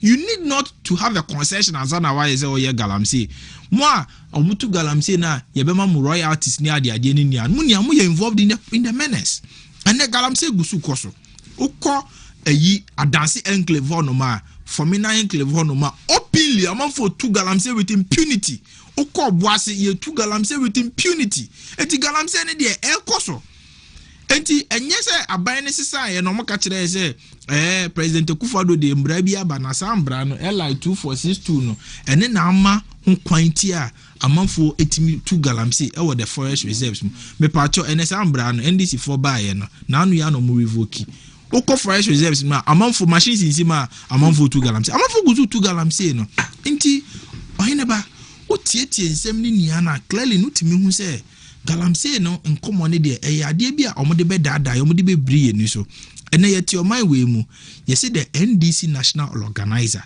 ene omo vice chairperson involved in galamsey attorney general no etro letter koma yoko say yoko for investigate omo 8 months near attorney general yes a letter me pa what say you invite Joseph Yamina na say Yakubu Abanga you invite omo ya identity because the government of the day is complicit in galamsey and the DC is complicit in galamsey. Now this is the president no moje or the free ninchen president no moje or the free ninchen inti Oheneba on the galamsey fight this government has also failed. Na me dem anu si ono mo 1 year insensem no omo promise say edwumewura omo de bibi beba ye friend edwumewura every year bia no omo befa nkrofo 10,000 edwuma ama omo sika ama omo de aye edwuma omo ntimi fa nipa ba kokura edwumewura ne so afeli national apprenticeship program so omo bo mefa nipa 100,000 edwuma 2025 nipa ba kokura omo ntimi fa na edwuma under the national apprenticeship program almost omo de ade bi be ba ye friend 133 the 24-hour economy etwa honyom eto honyom eye hu dede se adwuma nipa ba ko ye nse nipa 3 ena e ba be ye den e ba be ye aban ne be subsidize ama omo ne ade ama omo fa nkrofo bebre adwuma create employment and omo ba 24-hour economy 1 year we do not even have a clear road map to the implementation of the 24-hour economy clearly no more be that Ghana for omo dia be briga na fo ani ene edwuma be na ye no 133 no omo ntima anye 111 kura so aye problem they haven't even been able to create single job opportunities for their people and they say the omo ya ni se omo ko edwuma mu a ye hwe we ni we se wo ye hwe udin ni se ne o se ye onioma na wo no ye Kumase boy o ye MPP ni ni apamo na ye the NDC ni aye den aba be hye honom instead of creating opportunities for their people they are rather sacking MPP for no more omo nkrofo na aba be hye because aban we buy no ntimi create job opportunities bia aban we buy no odada Ghana for say oba be reduce electricity tariffs ubeje di say Oheneba aban we buy in 1 year almost score card no so omutu nkani abomu 27.18%. Intina na prepaid na under president Akufo-Addo to 500 Ghana ntimi di 1 month no to na 2 weeks asa no umita no problem ni ho ECG4 anya he dia ECG4 ya ne say abaya ma ECG4 tunkania mu 27%. It is the first no ton kania na say di 1 month say so to be di 2 weeks na asa mema electrician bi anje usika ndi say fort about meter no fort mba here enkania bo na akosoro ene insuo bo aban we buy no watum by 9.5%. And they say insuo bo first now beto 100 cedis do betwa water bill beba 100 cedis. He says our water bill na ebeba about 190 Ghana cedis. about 190 Ghana cedis a men ka say money say insuo wo fi money say insuo ye aban we buy no aba be 2 insuo bomu 9.5%. Inti sanyomo we ni aka ho na ama ahokyere ayeden aba Ghana for so. Inti Oheneba omo 1 year idie omo baye na media minjin dey say they've been able to turn the economic fortunes of this country around. I don't believe say omo baye no metima ye bibia eye surunku bia enunti no I was say etimi bon say ma aban we na mum de omo baye na de ba ko omo aye pa aboa omo ankasankasa omo ho ne say omo nkrofo na aban dada ne de omo gina court say omo wi omo ni sikania no. I was coming to that on their fight against corruption, their promise to protect the public purse. Yeah. Omo baye no nkrofo na the SWAL administration aban dada ne de omo gina court ni omo baye no omo so omo ni asa nkofo ne de omo hunson ye yi omo ni free court nani sika na omo gina court ni ano aban dada nkofo na aban dada ne prosecute omo a ene ya filing only prosecute ni ano ni amount to $10 billion because former ene to say Bank of Ghana governor na aban ne de ni gina court for about some 63 million euros embezzlement. Na ye de Segleme housing project no enu nko $200 million. Me patcho say cases omodi akodru court ni ano kan ni abom kure ndu sa $200 million no. But one case Segleme housing project and NDC for buy no omode nkra ta court say asem no munye interested. Na asem no kra ni say Collins Dauda ni omom ye involved da abanda da no susu so mudi sa $200 million dollars no say yemfa nkosisi adan ema sojafo ema nurse fo nya baabi ntina ema Ghana fo say na aban sa adan na aban be subsidize no nti say bia high dan 2000 cedis a month was our area ho because aban yesi ntino you see ye be high 800 Ghana cedis a month ye this is kanema NDC minister so nkosisa Segleme housing project about 5000 housing unit no where this kalinia want men see dan no ye didn't go dina court and NDC for by is so ye NDC nintino ye jano she say ya akweti ya discharge no a onam ho free $200 million no ayeden ahye ato force in ambulance matter no aye ni aye kai japa ye man is ka so nkoto ambulance mbra ambulance ba ye sesebe o de ton fried rice kura enye ye wo kwa ho no ene ye didn't go dina court is say na aban ntino omoyi say asem ne free court Stephen Opuni asem koko board asem a ye say koko a okoto fertilizer to make ya for yes substandard close to about $30 million aye hu bebi esika ne fire na fertilizer no were not able to be distributed to the farmers no ene na ban buy ye yi say asem ni nia free court intino Oheneba ohwa in their attempt to reset the economy, no, what they are rather done is to reset the rule of law to favor NDC for any NDC nina say uhuasemba dia o dia only court ni asem so ye MPP ni dia near chewa boso. A classical example here the case of Chairman Wontumi. Most Chairman Wontumi they say cases Chairman Wontumi cases no crowd here me hu the omo person me because cases na omo ye ni different by 5 or 6 cases ni bebrebe na utie ade ba ko etwa me sunu mu kura ni say insem ni bo honoma utie na say otie insem a attorney general na be can you ask yourself say enti go for when him na your work class na your sumo mo so mo ben pa ni nti omu no mu ni practice pa ni because insem ni bia your mo de court mo so obi akwakoji loan the Panicoji loan were Exim Bank. Where I do not intend to be prejudicial. But from what Attorney General said in his press conference, that is what I'm responding to, not what is in court. Attorney General is a chairman who to me Akwakoji loan a free Exim Bank. Now Exim Bank loan now Akwakoji no wentimentia. Intin wentimentia no mutu say aban sika intin no mudi na Akwakoji na court for causing financial loss to the state. Causing financial loss to the state, the children yani say why ye bibia sa bibi na why na mo man na boka na misremo loan na Chairman Wontumi kwaje wo Exim Bank na ti se wakwaje loan e wo GCB is where aban bank NIB National Investment Bank aban bank ADB Agriculture Development Bank aban bank me pacho wo mo makwaje loan was our banks me say amabodi ni including CBG Consolidated Bank of Ghana no omo makwaje loans was our bank ni omu default attorney general ni omu ko jina court na Let's ask ourselves these critical questions. Yeah. So, Argentina, another government bank, Exim Bank, granted without admitting such a want to make defaulting in the loan payment. And I said the reason why into Okoji loan when Timan Fan Koye because of BBA granted without admitting. And not say was about needing to court for causing financial loss to the state.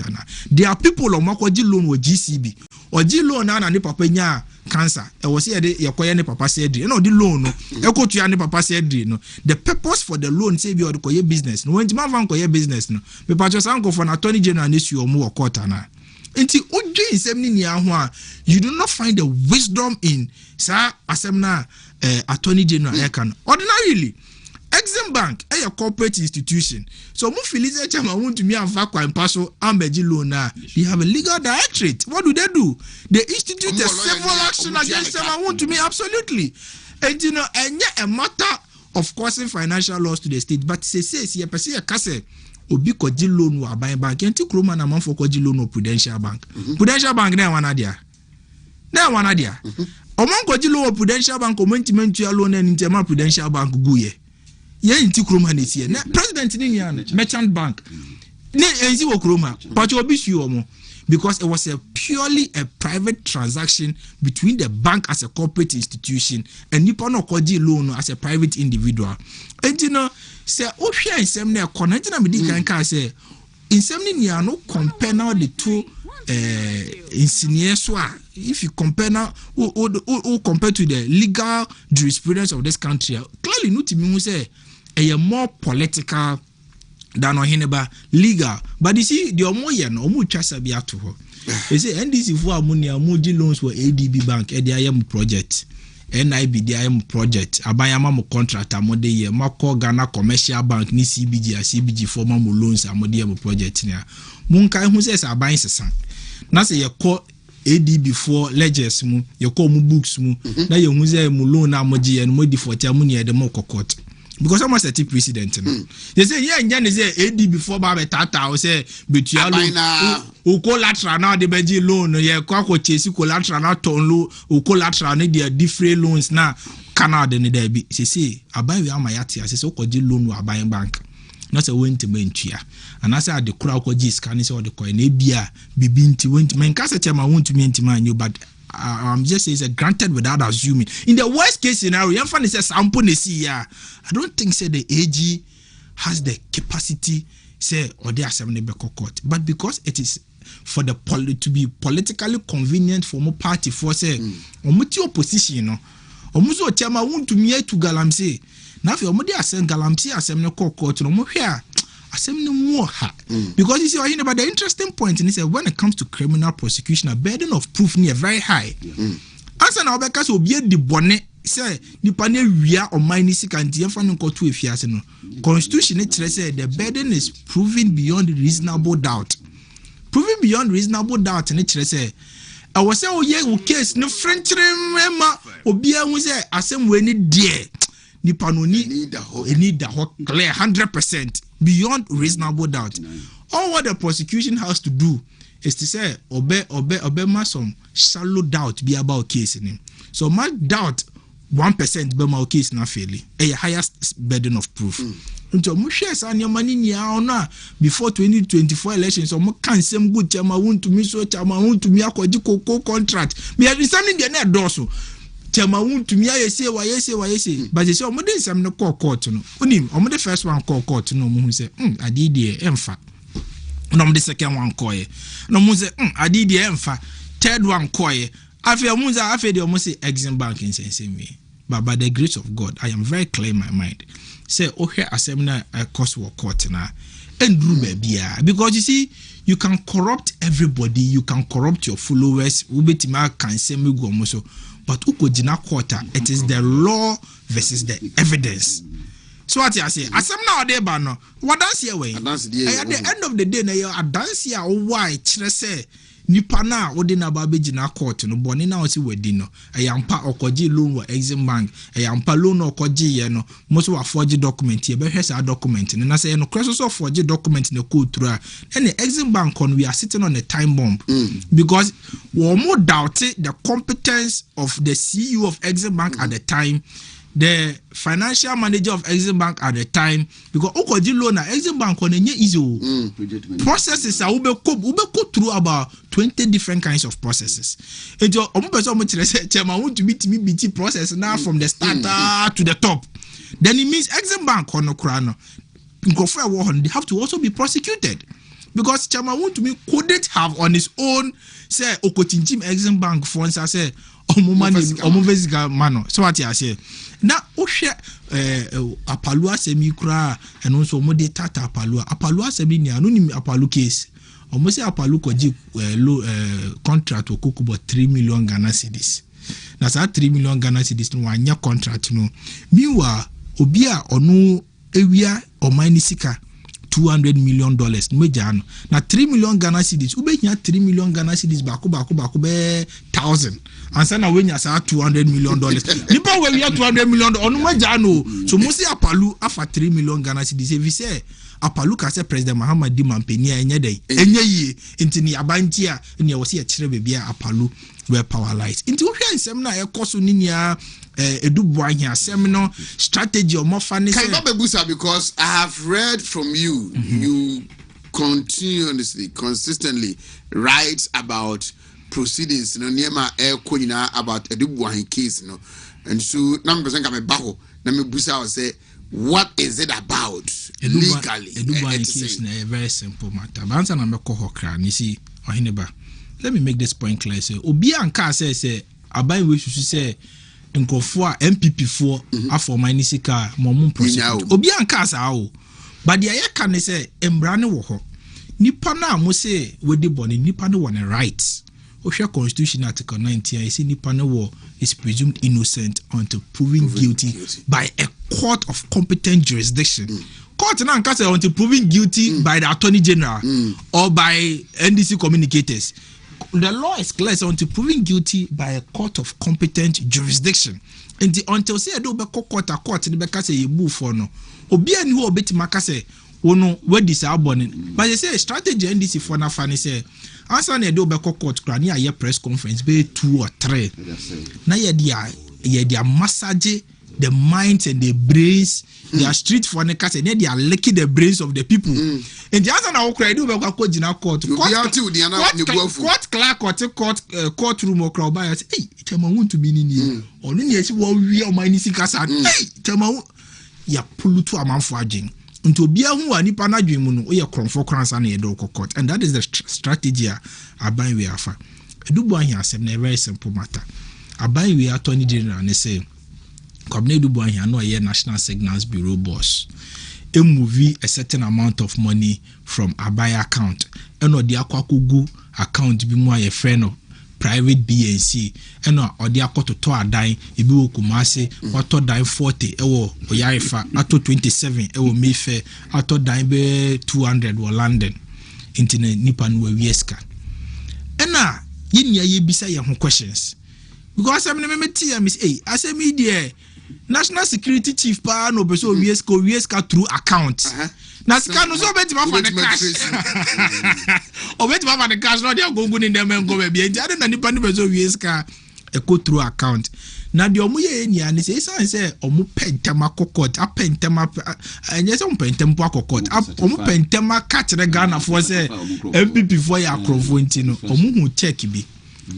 On the face of the check, na ya throw check so director BNC. Check ya throw say ye sika free sa director BNC account from an account into the director BNC account. Check ye issue payment. Nto mu ye no say na director BNC ono ankasa sign check amani hu. And now ono ankasa yi sika free buy account ma ba be gu sa director BNC account ni maintain e wa Wieska. But they forgot to ask the question, say, check Bia Udin also. Ofa checkbook Oheneba Asiedu also. Account number also. They forgot to check, say, account number ne wo no. Account name ben and a account number ne so. Oko check ya be hu say the account number and account name was one kasa the National Security Coordinators account. However, no say Oheneba ye fan say bia o ye adwuma bia ma national security.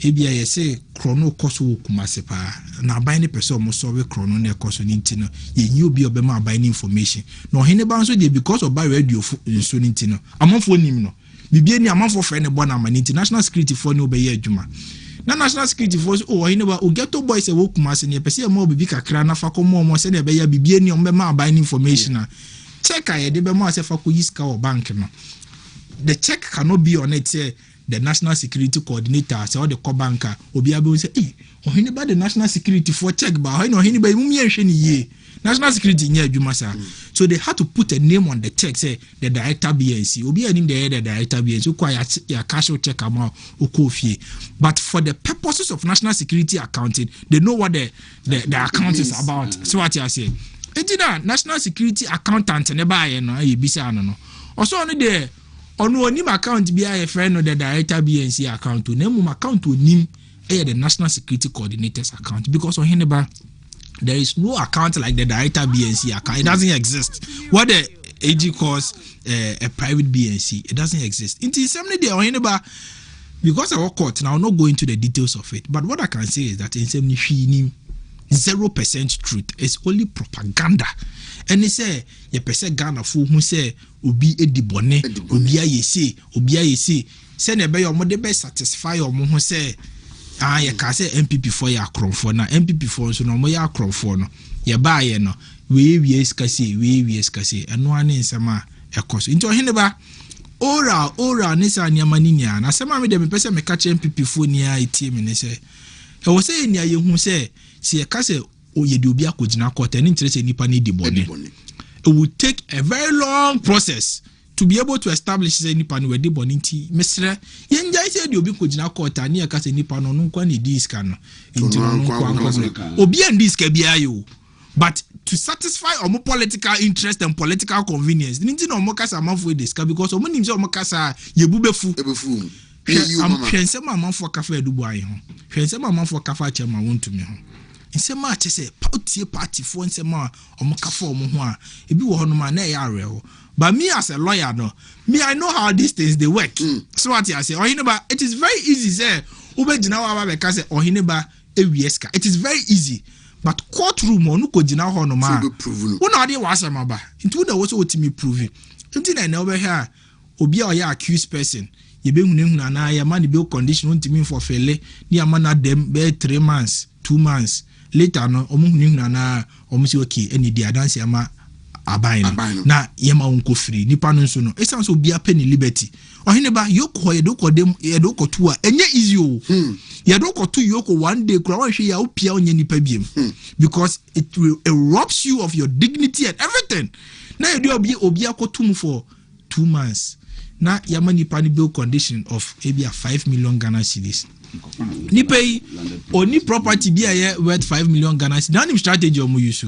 omo ma obi 5 million Ghana cedis na nipa obeba so oba be believe ni ache no ye na ni start investigating is say okura no we scan no dem a into property worth 5 million be kire be bia onye scan kuti that is what they do edubo is omo chere no omo ma the bill condition of 200 million Ghana cedis enkofo e show up so omo be believe ni a omo deteni omo ni a oyoko say omo be kire be bia omo nya omo sika nya sa properties worth 200 million Ghana cedis nti utimu say ade na omo ye no omo ni evidence bia o omuni evidence bia say bia ye bibi but ni nya no intimidation and it is politics and na me dey Oheneba wada ma me pese ye party for ne ti ase say ora nsensem na ekoso no enya law politics no mo dey ye wo hwe CJ no kwan mo fa so yi CJ no de ombe so mo dey electoral com eno bi no mo dey MPP for politics and yanso as amanyofo no e was here approach ora no not as a matter of law but as a matter of politics and echema Wontumi ye dragging politics anke wosanko be ye wo Kumase ha 1 year nie anke wo se chairman Wontumi timi betina radio so as a regional chairman no assess the performance of the NDC no Wontumi nye adentia because ye twa na abo so and that is what they intend to do to him for the next 4 years say ye koto about 2028 time obeba be ye campaign wo Kumase no that time no gina high court Wontumi nye campaign enti so Wontumi de say ye regional chairman for 5 ade no collapse na party enti MPP for na wo se ye hu say ora na ndisi fo na ye no it is an attempt a omo pese omo di gu ye party no enti no what say ye twemo omo say ye fo obi a ye say anipa no no anya na asem ono anko. That is why I like the minorities approach. Say ye ti obi a they all show up because minority for him say e politics no mo dey here. Say wash information me nya ni some start target ye MPs and no ye ministers. No mo start say omo so no mo ye strong war parliament ha intino ye started drag your mo nti u be hia last year mo sha ase say afenyo market can no ye ECG ayi nti omo person mo kwachi osa ha nti sa no mo person mo start here but MPP o say this for ni say 1 year na abayo January ba yi enya na say ani edi bronya enya 15 days or 14 days na be enche wana few na ade no mo ye the most dangerous aspect ni say aban sisa we are going to repeat the same playbook. Aban sisa won say ye kase ye won say NDC for no mo say na won so ye kase o ma wie ska o amako hene and won say ye nya evidence say we tu galamse o the fact that ye tu galamse wa dance aso kwa ye be ka kire na wanye ho hwe ne ye be kina koyoku ni amani bill condition say Uncle 5 ponembra when the man from Banu adem 3 months 4 months 5 months ye wi ani ejano at the end of the day no ye tima establish say also na tu galamse ni bi sani e de be yomo enti no omuma ye hwe ni o meyi right Oheneba omuma ye hwe lawyer Kwesi Botwe Jr. Oyeboafo Emma former Vice President Dr. Mahmoud Bawumia.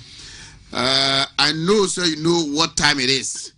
Na mebaso we have about 1 hour and Sunday check it out intino my main call senior akomho na me mana kwaba na minti on so briefly Razak wa hanmo fajima wa ha.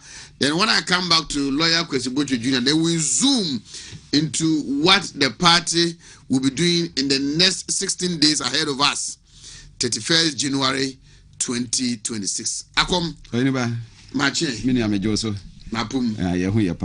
Great. Okay, say I remember Precious a show video me know on TV. One transportation crisis a greater Accra amount for FM 2 water. Ensure and was some central region parts of Greater Accra. Just say baby Okra would be 10 days.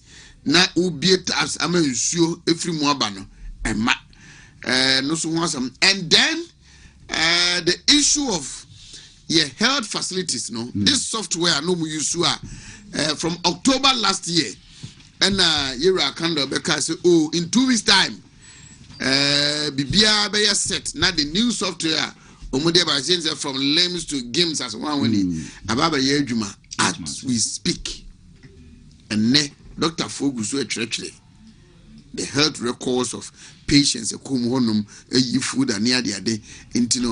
One time who said Dr. Biatre will Facebook said, it is very difficult. Say patient never tell anymore. The conversation you have with him or her or better him about after 2 weeks on kaimpo. And what you diagnose him or her of now the next action. I was and conform and I did grow a woman. I come when you are medasi, my encha for na Minchem near Razak Ajimai. Because in the Mwaka Bawaya, dear, and Comono de Wabima, ye did home communi in Abia Befra. Now, baby, I may can't craft a party for Debia Yakoso Asro, said yes, Sibia, no Munyabotre. Baby, I name me dark, because he wakam once my account many times no ne said they are a party for fees, some bar, and Nipanum Kwana, Enyano. Yanum be the strategy and this for adopted. Oheneba the money ye and say Ghana corruption in the Kaseba Kwa Yintimin. Said there was a call the chronology of all the cases here. Wakam Wasabia, what me who say a nye bonin in Nipana deep potting, Nemum ye per se a pequa ebiso near Guanimas and near Chiwasu. Because case be a becco to be an want to say you prove guilty no. Yintimin whom innocence and answer guiltiness. But then be a buyer, ne didn't card him recover bonting. Near best say any penny dinty who are ye the anemia numi a show. Party ni bia who here ye. Ubi a jumet debia o debia him by whom here, and yenny pabacope and enya. And sometimes a cobase, as some two bini jano say bia, or more party nisiko ya, and yes, sanity, apart from individual life no, he is a party member. Into young certain beers and some this year, ye the betuns and any tassini and yet me a boama party no, a gina brane. nti ni nyina yɛ nsɛm a yɛka but me de bia de ya me kan say yes keep it secret until it's done ye be ye bia no me bio enka ye tirim ya me mpese me ka ho kura asɛm wabontin sometimes no kan bebra na wo manipa na antidote ana sɛ kwan wo de be fa so obi a nim sɛ aban sesa wo sa ban foforo wo tua so na wo tua na mo hwɛ sɛ ba bia di gya no mu hyehyɛ no be sa bo wo manfo but sometimes ye ba ye timi de be sɛ afe na adwuma wo so ma ne ye ne ye gya to ho na atayataye eni aban adwuma wa ye ne dada no na ye be sese gu ho say wa nye ise ni se enu ntuna da bia mu ka say terms na ye dibu ma ye ntum am ne mu nya dwen because we opposition party a also abobo ho dada policies no programs you should be ready and in principle and in practice ye nya 8 years continuum ya de abu ma no a de be ya ne ya ye ntinye mfie dodo a ye de be ka ho no na mum se ye be ye serious say ye ba ye be hwe na ba bi aban de gya ya to aso but ye ba ye nya ne saa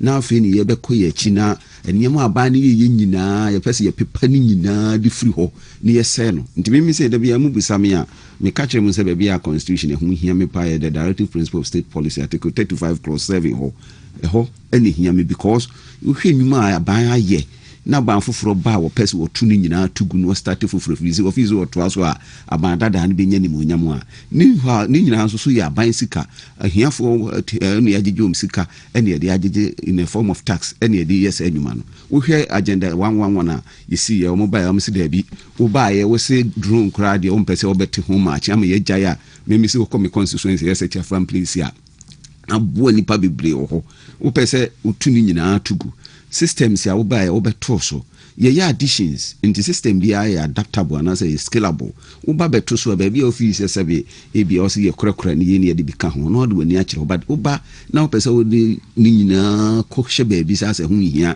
na wo pe kwan foforo so start process nze ne wo be ya nkrofo be benefit through contract ya o manfo a wo mu de system ni ye adwuma wo mu de bo mo bra ono na wo di o mu wu hwe software wo ka ho asemi say hold database ya ye wo health records are very critical because doctor bi kura betimi akọ ya transfer but ye ba ye betimi akọ ye chia ko hu ba bia yare for no ya hwe na bedru na se nu aye de be mano ne history of the sickness ni nya ye enne nam politics nti ye tunu nyina twena ma wokotena wo kura se bi ya kọ hwe ya de kura wakọ no sika wo kotua kura bank no enu se wo ko di line so ma wo bre ho yare ni a wa ba hospital a wo se we nya convenience we nya comfort na otimi ehwe ne ho yade na so kofi asun bi mu ne ani gem no ene wo kwa na ye bo bidin to Oheneba we mu nyina ye niam ye ka ho asem se musa ya ntimi anya ne fata nyina but wo hwe niam na MPP de agu akwa mu ni hyehyɛ ya ne de agu hɔ efi se daache ebenya ho mfaso ya hwe yi a ye nsa mra biem no na ya sase ni nyina eno no mampani dada akofo wo kɔ no enim o jagu hɔ du 2016 na se afini of oman ye sa ba kyekire no foforo enu ntina ne ye sre Ghana for se ye si ye bia no enye bo apaye debt exchange program ye ba ya ye ma menem sabe e bia ye niam bia amwo wo mun nyina na nya papa mago so nye ye no modern na mu ye peni ye eno na wo ba ya wo munya that scarce space wo mutimi di hyehyɛ niam kakra ene wo mu bo mo ho nsamra ne niam bebre na ne ye o ka ensuo ni saa ne ma no ho asɛm Oheneba ansɛm senso bu ya na ho de dare ntia mupa ubu bia made enchi so ne kɔhwɛ sɛ ne ye tie ene mehwɛ ensuo a meyire abu asi ho etise ateche ne yatete ne gu bucket nim nam enti sabi unyu bi a bia woto nsuo foforo ana se bi kura wo means of source of water nenu na wo de yu bibia ehu ene ko hospitals bi bria sa mo friend sempo typhoid ni ade ado ayi common so wonya we a ni nyina aye sa ne mani nyina but ukoka na obedi amanyosem aba bata ho se mu de sei da bia me ka che ze Ghana insesi e be find solutions we always rank our failures na MPP ba na sei wo mu ye sei nti se unim se no nti na wo to abeti aye na wo sa compare you have not do any good to the country nti yes se ye party for the omo beti ase Ghana fo a enema mu di akiri wo NDC abosha o mu hye se de bia ye ba ye ka ho asem adwuma o mu hye boso o mu be ye galamse o mu ka so o mu beko LGBT o mu ka so o mu be ye ni niam ahodo o mu bo ye nyina wo manifesto mu a ene o mu ato atwene ya de foforo no Oheneba de me ya ne se within 1 year nyina ye hye de hu clear policy bi ya da ho se we are dachi bia no say ye ka ho asem a ye betime gina so a beboa ma sectors na time anyini o ukwakuafo akachi a bobo ukwa education a bobo ukwa health a bobo enu abi ni ye ka ho asem ye ne ukoduru hospitals a enema akane ne oho ni nyina omo pese omo tu ni nyina tugu but said ye yaka no mfie dodo a ye de ama wo mo no kwa na ekono na se mba me kan awese ye bedi me kan minisi ye bedi me kan weeks ye bedi ni nyina no ye ko nkakra but e bo mo hye ye nyina ye hu nkokon nkitinkiti da bia ye busa ho asem me krum se cha from prince me hu ba bia me de wo because me saying now so cha from prince ye ni what they say portrait fan bia wo and the policies ni bi wo ha nya one size fits all policy also to boas now ye targeted policies here krubia region bia district bia de be fatom ne ye but ye nya de to so say adwumawura nkokon nkitinkiti de ndien mahama case ne ye kekani nyina awia wo be kono na de no hu faso a ye hwe ni mu na ema ni nyina nso so yo man ni sika ene ye de kokko wuram nti da bia na mabunu eti ho a wo mo bre adwuma wo mo pe wo mo nya bi nye da bia na no na me hwe statistics ya mabunu etu kwan kwabruchiri a ne wo hwe US de omo keken se ko yese ba mu se omo stop Ghana for ama bia yintimi nko ne other countries no hwe consequences e be ba remittances grants ene yenu no mpeso mu kusua de wo ho ni nyina ndi onye ba sa kwanya ba na se ye ko yanim na mu fi se bia o man economy na ye sika wo ho a mu fa bi hwe economy no sectors ya ye betimi nya ho mfa so because the drum le bi no wo ko pa busu obi krum no so ma wo so wo twa wani ba fi enu ntina ye ba ye no na all the anchor areas ye fi se be pagya ama wo man no yetime nya ne ma ye be import substitution num ne ade nyina ye betimi aye bi dia ama wo man nti ye de wo ho bad party for mesrese ma obia ba mumu wo ye de ya menua bi a wota ne mekasa meta ka kire wo se tufo nyabotre na ye man di simfia pem kura MPP ye beba nti mo obia nkotutu bibia frichie wo bibi mu nkase e bia saban ne ye ba ya mo ye homode ye ti asese ya nye 100% Razak nti ye wo ho ye bi si bia so ma mentio briefly me ma me wo kwa jumane me sakom ache na me boss direct boss so you're lawyer Kusibo so mana kwaba e wa sentiment ja na nse yo position ono ana ya o ma na o shiba ku ya na ya se wa pia kakra mi onua boss boss ba ko yeni ya boss ni Oheneba Sremu adienti ba mi abedane ka ana nya boss do mamentio Razak onaba se dollar no bo abafo mtina your friend say central region will be so any on nti dollar na abafo ze Ghana zi nipa wu na ko complain esi dollar abafo obenye aduane ntona akoka esi dollar na abafo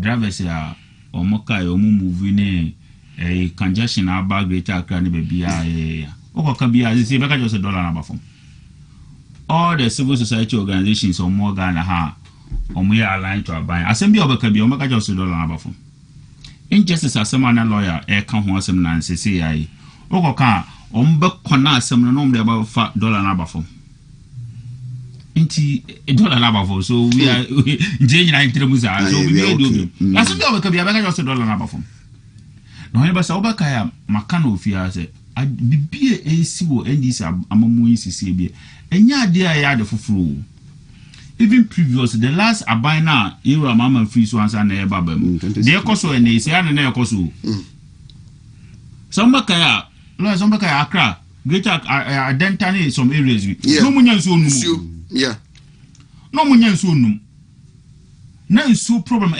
na nso e problem e de ma Greater Accra a majority of the Greater Accra areas na nso e issue e de mom ene no na ekoso sa transportation as them it was a major issue eno na ekoso ene secondary school for na ye promise om senga ebe mo kusu ebe chief rice amomo anopa ebe mo di oat ewia ebe mo fufuo mo di na nwuma ya mo your friends ene ya rohosam so share the number of your friends eduana ye de mo ene normal ingredient ewum wo be ho ni nyina so previous na ye omusuban na omodi afom deda ente de bia meka ma asem me se papa ka jam se ukofa ofuruponko no be ya adwuma ma 6 years na o ton no ana o de ma se nton na okota foforo na okohusi acheche no wodwuma se o nton no because why adwuma ma 6 years na ho de nyina asa nti wona wonim no ente no bi ende ye womi injustice in the man Sebi. I don't know who Exim Bank for Attorney General Exim Bank as I'm not mirror away, and I'm Mr. I'm busy. I'm also loan officer or Exim Bank or whatever.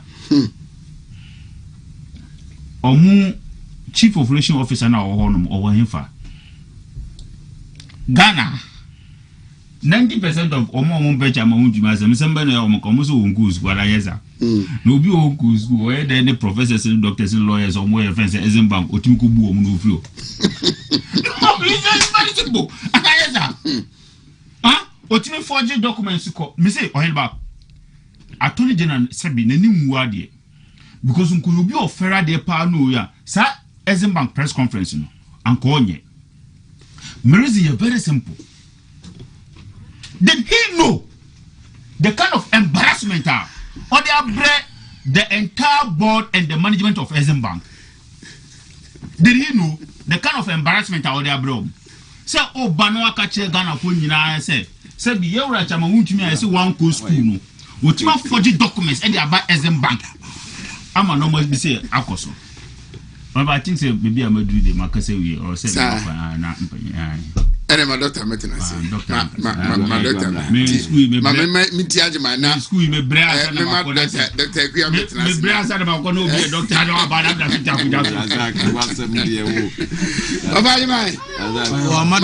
My doctor, Antonasia, doctor, what the pony. Good. I don't want me to.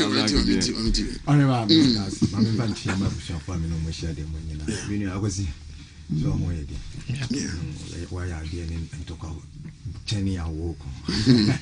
So that no more trouble. It's your more than the same meal. Or more than replacement. Lamunina must see. You manage my men far power can see a man, Dr. Mahmoud Baumia. Say, what about something? Yajina were true. Namedin cry, Amagana for Muti in I say. Ubi over Bass and Mema, our Bessa by cheap Abacacham was say.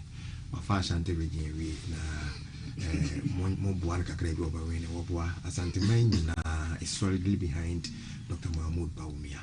When you are called to vote to man or to a group and for to be an issue. And Monocrane say, yes, it's Dr. Baumia, yes, it's an itchina. None will be can say elections like them, it be a favor Dr. Baumia. It's unfortunate when you are from Macassa. Analysis is dead on arrival. It is a so if you NDC for Nima or more to CCA, any pioneer or Monamsona, at the HND sending Dr. Baumia and whom young for one. Thank you, Crabia, to be granted to our Nansono. And I'm say, you're calling the Munti, and a man for Jinan bin Muso, it made a campaign, it ya Dr. Baumia, and Yanukre, inti ye train, Macadebia say, a mere any shebre, a son of Crenam, as time goes on, and Crebeto so a date. Oheneba yeti kurumuha ena amanfo ka kire yen se Dr. Baumia se die odwane afri economy ho na akoye ne ho digital man ena ye ka kire mo se ensemi amu kan ase munim baby wi ase ko na there has been time changes see from time to time inti baby emre ni wi ase aduru no de wosi ede hu komu is what Dr. Baumia is doing. Yako first industrial revolution mu yako second industrial revolution mu yako third industrial revolution mu emu bia no ye ntimi amfa ye ho anhye mu ye ntie baaye no na yaka echi. The fourth industrial revolution is about digitalization. It's about digital economy. Nti eho na Dr. Baumia de ekobi said ye be bitimi de ho aka wi ase ho na nka ye nyina yakobi.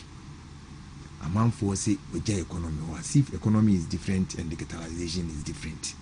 And omoye campaign twan toroto no so nsemu eni eto abana eni editi ya Ghana MPP yinyina ye hu Oheneba na wo ka hefasem say the digital system platform aye no Ministry of Health akoda ne bibia wo ho ama hu nsensem bebre. Let me give you a practical example. In 2021 minyan stroke, I was down with paralysis. Me call me ade ne ehya ase na me ko training na nopa me ba ya na ehya ase nti esa no na mitimi kase kakra na me ka kire me ba ga ese on kan kire ne maame ene me maame usually say me nya ase maame ye very fast in doing on can tell me mammy say mum family calls don't family call confonochi because a to the dinner ye beka se memla confonochi in fan call preku me free me fee e call confonochi mumwa enti omu family omu de me call confonochi the first medical officer was hwe me boni di no the doctor we see the guy did excellently well me I mean what examine me ye bibia was I say me hwe wo body ni the way we sit na ni kwa senka wonya sayale enti ene omko go me ko full body test bi na on hwe ade property ya what is wrong the next day me call ye the next time me call ye no na we see ni ho so na me strength go from ba in fact psychologically now I was down to mkaza me nko me call ye the next doctor na no ye lady foforo I called the nurse and asked him doctor you see why so me na me yale me gina abontin na me hwe doctor no so me feel say treatment or the man me first day so no talk so am ho beto me I don't want to change him and a lady no so o abotre pa no ofre me se betena se we dey tena se nya abotre anyway say the na wo mu ni say na o ma digitalize o confonochi system ni nyina to the point say the we see ni ye koduru ye bia no the next doctor ni continue it there was no point waiting for we see no kra get ni tena se na no ha se e ka adano de we ka kire me ni nyina ono so ha se e ka won so kan ni nyina wie no aka kire nti so si koyi si won wakoya aba ena ye de resource no man no most of them na o ma transfer no through digital platform no e de ama no already in fact me koya ade no let me give you some asem say there ye ne ye mpra sem ne ne ma ne na me zero HIV enti me ya de ni wie in fact results no na me mpese me kwa akwaje enti eche so they had to call leader Chimensa and what can say onipa no da HIV dey ene wo mni tin wo maji yo na ebi wo ma ya friend wo feel da the catch say wo mbla okay and I call ye next wo ma transfer mo na omo ye so I was saved in a nutshell I was saved by the digital platform no na ewo ho no as at that time enti say obi ye we amana je wo nkwa oman bia productivity ejina ya ho oden so ana ameboa enti se obi yewe ama ye strength and I say ya pomudin ye health system no akosoro na yetimi increase productivity se nipa wo hona wa ahode a wo anije when your happiness index so ekosoro a e ma won kwatenti so what did they make na aboa yen am yetimi akikire wo man na wunya kodi awufu we no NDC for etwetwa yen krofo bi no muka na omu hihim just as Dr. Baumie ba Ashanti region ti no the first attempt ni say umma Wontumi ba Ashanti memu a ahwe ya obema adwuma no aye kama ama Baumie nti ni case ni ya shase try shase the second attempt ni say na omoko obi ho no beka say MPP fake party no so beka say MPP fake party Dr. Baumie what is the difference between the ono worker say Dr. Baumie by 2018 ono Professor Fimbo Wati o beka say asimu ya yeke o beka say asimu na onti Germany adwuma na president go for van by and na MPP who told you Professor Fimbo Wati even in 1999 no Ghana fan cars ask him chiro President Kofo had to go to Germany because that time ni heart surgeons ni ntimi nya heart operations wa ha and was say ye wo ye Ghana ni woti Germany wo ye adwuma na wo ye no come and train Ghanaian medical doctors first free we train home benya accident ewo enkra kwa so wo mu right and you bet see sa thoracic center no ma wo Kolibu you benefited from the spot President Kofo the picking Crawford.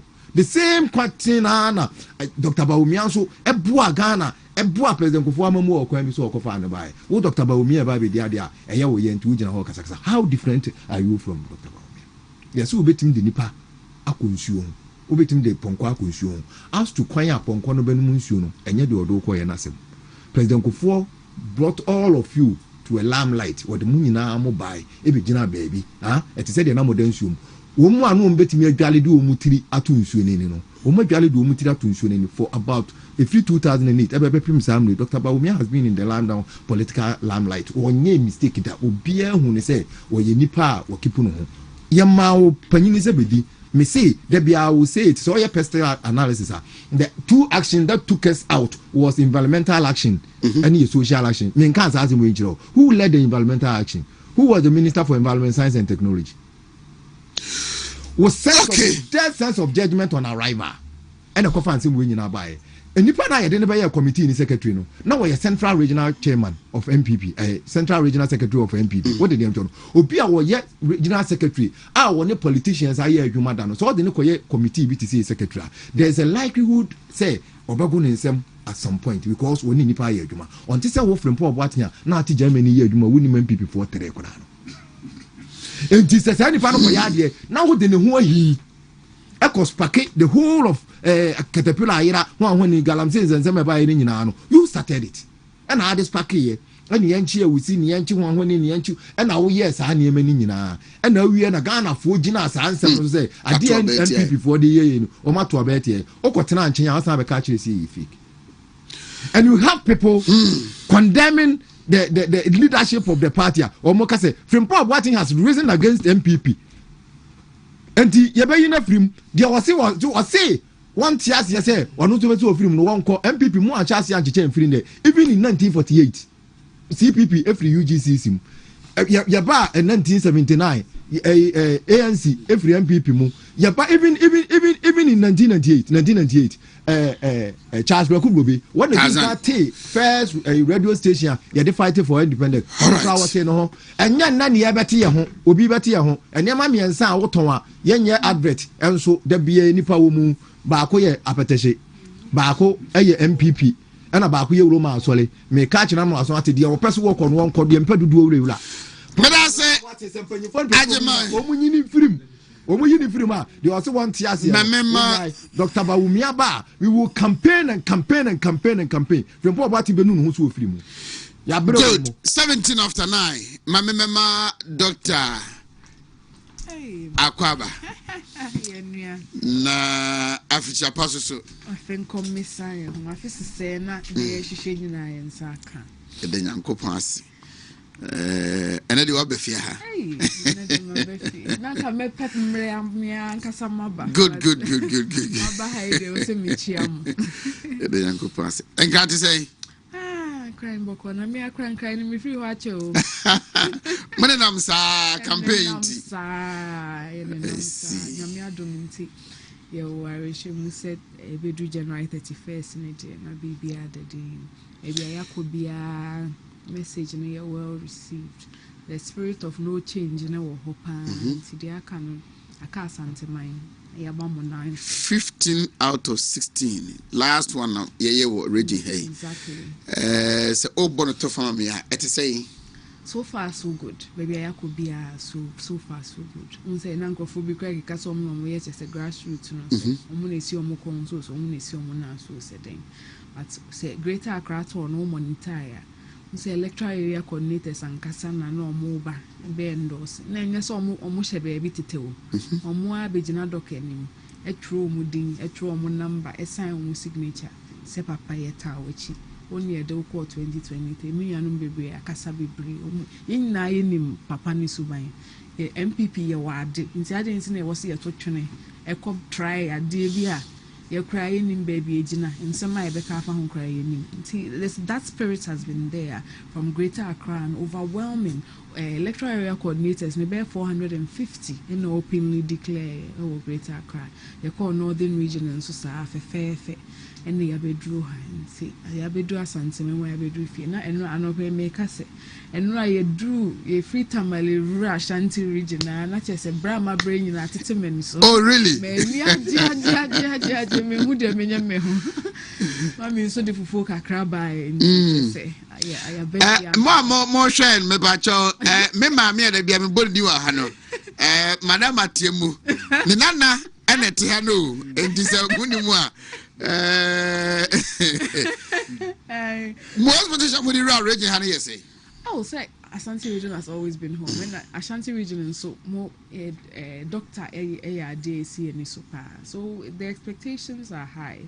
And now shame sorry about the last campaign I have been. See the reception has been high. And pay a fire boss fee say a kuchiano. You never be cram for car ninsi.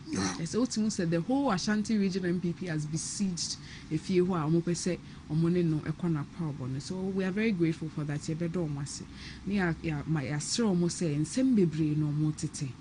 Ehun hia edem papa mu ne sway metin in my account ehun hia ya tena peacefully as a people for so long and I hia obi a obetimi the cohesion and nkabo mabakroma ne etimi atumpon ne yehwehwe menye hwe se Ghana ni bia de da na koma so pa ne se e bia be ne krom ni and that's not the expectation e de odi mpuntu obeba edi ode oman boy konenim ha say nipa koni bedi oman so we after 8 years e beda na echi ahwe say we jayade the senior year represent ko 4 year eno ne ehwehwe ye pe obi obedi anim a ode party ne be ko anim a MPP fo ye anim nsifom ye nsansifom I just say we can go out proudly and now share transparency na eni so obi aka che say clear say nipa ba ko pe and na odemu sronko obetimi ayese adwuma na man nti ye be stra santeman say start senior ye turn 2023 na hwense sai ana munu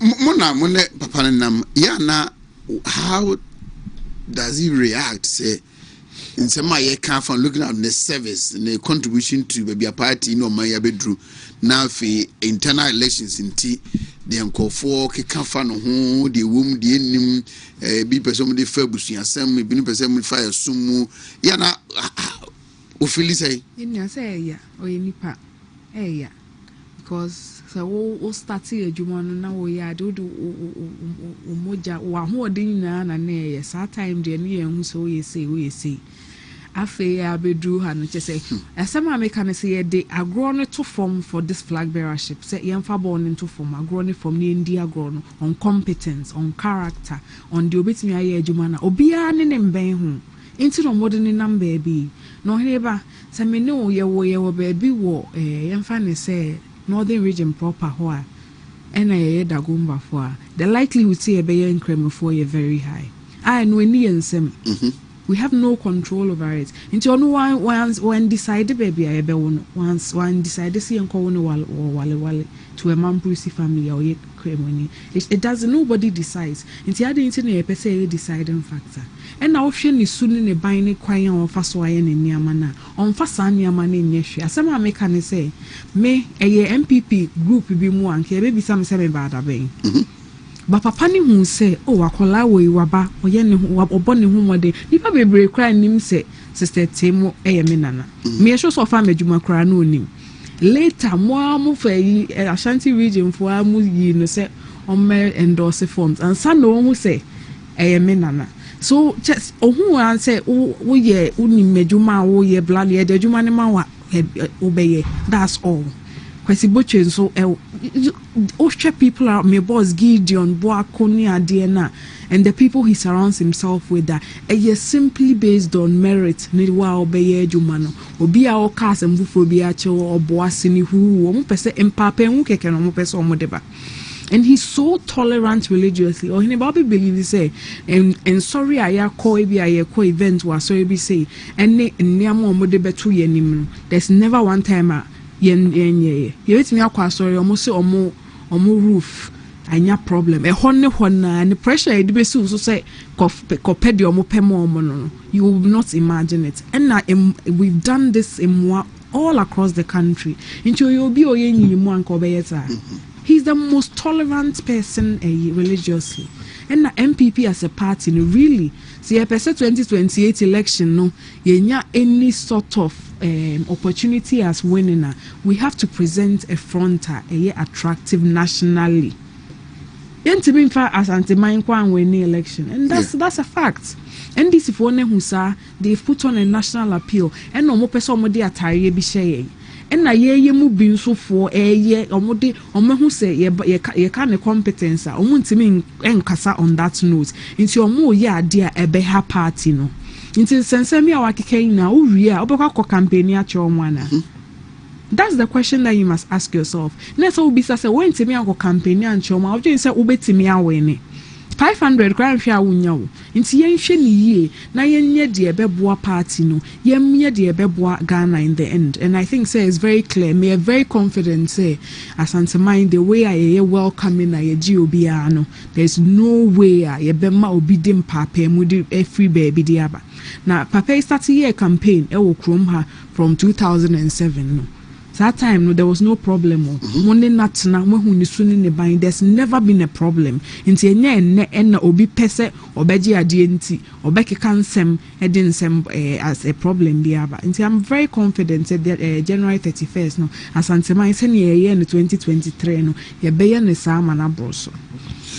That's la We the lawyer interview no mabe crashes. Now him say pa ordinarily now tanka me say Dr. Kia me madam. Say one born a position who's also a deputy spokesperson to Dr. Baumia. Say gidi obako na spokesperson. Say gidi obako ni wa Dr. Kia mo akone the deputy. Now the interesting thing is say the region ye to win a whole match man. But Oheneba the American say doc akasa bebre. But don't say MPP your history. MPP see amanyo ko bia ye ntoto ya abakosem ase. Na say abakosem a kire bibia abakosem a kire say dia AC wo MPP musisi no ebiesida. In 1992 ye to abawie ya Professor Duboahin na MPP for yegidi say ya we ni aye throw the stolen verdict no. Amafo P kan send for Professor Duboahin ho. In 96 President Kufoko yo lusu ye amafo P kan send for President Kufo ebi nim se President Kufo krade ne ho jododo na ye po bia manage power free Rollins we was ye po bia akakabe nsem wo n'ani so a obetimi ne Rollins afeso obi asebe o ya de kura na obekasa ansa na wadwen asem o ka no ebi se Rollins fie buga nti ehia obi se na President Kufo de o lawyer ni o gentle giant or you too refined nti no mo President Kufo. But but Omaka and delegates were very clear in their mind. Say President Kufoni did not koda. Ono na Ghana for nimno. Nipa na mo say yanko fanim ba ya kakabese Ghana for nimno. The delegate of the time repeated President Kufo 2005. You win in 2000 sound crofo no Omaka say President Kufo your baba ni ade ni anima say Omaka say President Kufo nti na win election no. Omo say MPP fo aye ka ye ho boma ye onya ye campaign omo ye campaign ni bi nti na ye win in 2000 election no. Obi anka hwe 2004 ye win obi anka say the candidature of President Kufo nti na ye win you and I say Juma President Kufo ye say or the economic stability ni ade ba ye free maternal care ba nti na win you omo say MPP fo ye ni ye Juma nti na win you which is fair. 2008 ye the President Kufo ba ye olusi omo say President Kufo ni ase ahyedodo no obi a watena ni masa akasa kura Ghana fo nte yente ne brofo bi nkrase President Akufo-Addo krafe ne height na no mode ye campaign say aye po bi bema tintin gram amana di mampani amose President Akufo-Addo. But the delegates at the time entie dia na ebinimo eka no 2012 Basan semni ni delegates na entie 2012 omusan repeated the candidature of President Akufo-Addo. And also in ya call in the 2012 elections, Nima President Mills Freeman obi him said the 2012 elections was not issue based.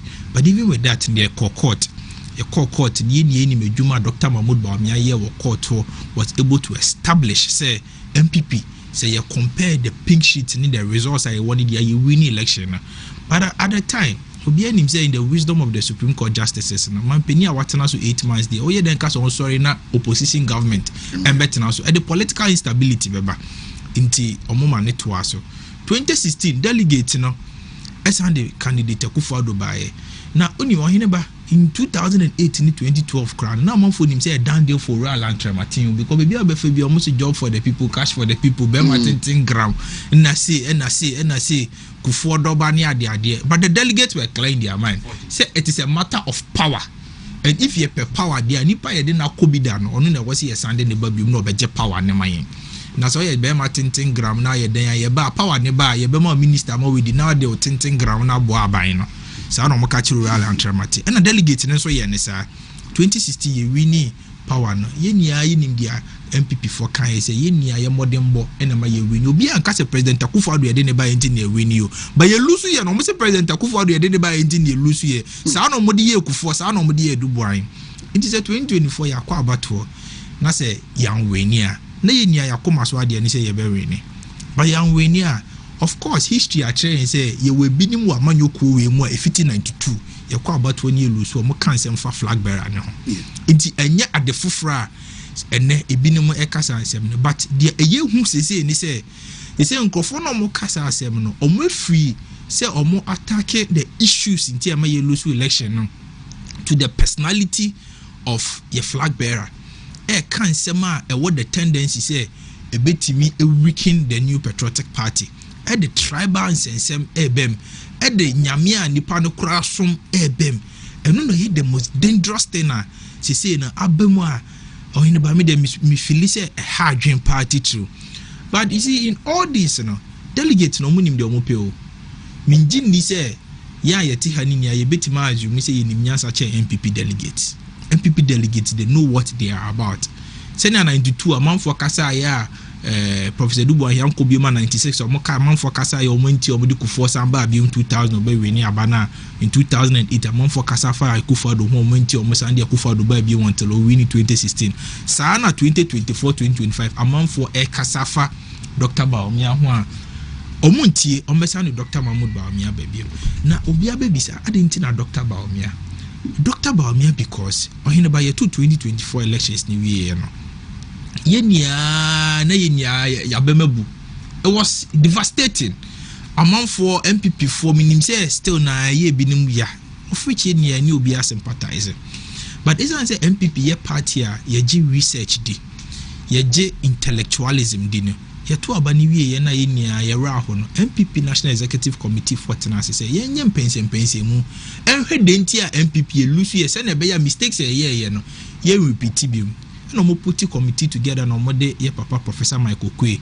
ato committee na no committee no ko 276 constituencies ni ane Ghana for kasa ni party for kasa na party for ne kan sem bia o mo kire say nunti na ma ye lose election na sem ma party for ne kan ni obi ani wotimi ka say the candidature of Dr. Bawumia nti ne lose here and I said the personality of Dr. Mahmoud Bawumia say bia Dr. Mahmoud Bawumia omuade bia Dr. Mahmoud Bawumia odidi matem bia Dr. Mahmoud Bawumia odidi asofo atem nti na ma ye lose obi ankasa asem no obi ani wotimi ka say the tribe of Dr. Bawumia say ofi north nti na ma ye lose na their party for ni bi kan ye ne say reshuffle no reshuffle MPs 88 ye nyi finance minister ye nyi no e ma Ghana for hu say aban na nkasa na disconnected nti Ghana for anto aba mayen ebiom ye de ade bi ba ya ne efe ni DDEP na Ghana for so mo mpesa the debt domestic debt exchange program but ye de ba ye ebiom ye de ade bi ba ya ne efe ni betting tax as street boys ni Razak wa ha ni youth organizer youth for wo su bi nkatere ni so mo mpe betting tax me boa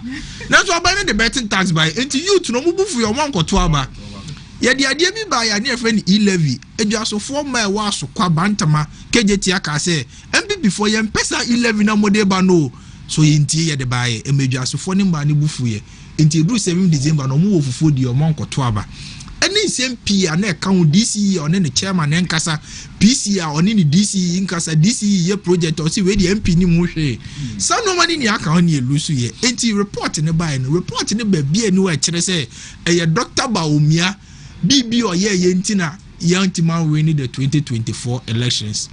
Professor Kwemu report here Asante regional party no obi anim MPP di enensono ene ne fapem ne Asante region. Enso eye reporter ori chairman sabonsu di anim ne chairman Wontumi. Omo findings omo de bae no. Report ni baby enu e kire se Dr. Mahmoud Bawumia enti na ma ye lusu enso nsema mabubo su bia ene se Asante for e complain se ye nye swami interchange ye ntima nye na Kumasi inner city road sport host asai no omo kasa ho a ye ntie ene ade a omo ebinim se Prague akra agi Kumasi aboso eni nti omo nkoto aba report ne kan ni nia baby eni we ka se Dr. Mahmoud Bawumia enti na Asante for MP ankoto aba enti clearly it has been able to yetimi establish say enye Dr. Bawumia enti ne lose the 2024 election. Now going into the 2028 election Ghana France na yebeto abamo amo abedi mampeni ni yebeso resilience ahwe yebeso wakoma ahwe I say okra wa kuma ye didi president ana uyo obi ase se bibi to o man na obedwane agya na enti na wo hwe the history of this country president be enu wa born the first attempt with me the candidate be enu wa born the first attempt with me both MPP and NDC with the exception of 2012 President Mills 3 months 6 months to the election President Mahama be take you over yeni say oko election ne yi ase nwom nko na no boni ade amanfo hu ne sem ema ne sympathy to abaman but no kran Ghana for in the 2016 election punish ne man hu say one bre na onya 2012 elections nti ye de akonya ne ma wo no Uma graduate unemployment by Uma dumso by Uma water shortage AC obese ye man no e de ekọ IMF into 2016 omo twe na so enti no uhwe ye history na enye very difficult candidate be baba for the first time obewe ni because Ghana for person omo so wakoma he na nim say enne ye ka Ghana ye political history ope obi a Ghana for so na koma hwe pa e ba omia adenti na make say he's the only politician what faces 3 major elections in less than 3 years. In less than 30 months, the only politician been see what Ghana had that 1957 na Ghana. Said the only politician what faces 3 major elections in less than 30 months. November 2023, Oko MPP presidential primaries. Eko Ghana had a campaign say to Obama as MPP flag bearer. And we win here. In 1 year, 7 December 2024. Osan Koto say into Obama for president. Esan ko second major election. 1 year January 31st 2026 Osan born to say yes and to Obama ni politician be ni Ghana ha wetin my bibisa because usually political cycle no e be 2 years and not 3 years for primaries and then 4 years for general election, but in 3 years we are facing 3 major elections.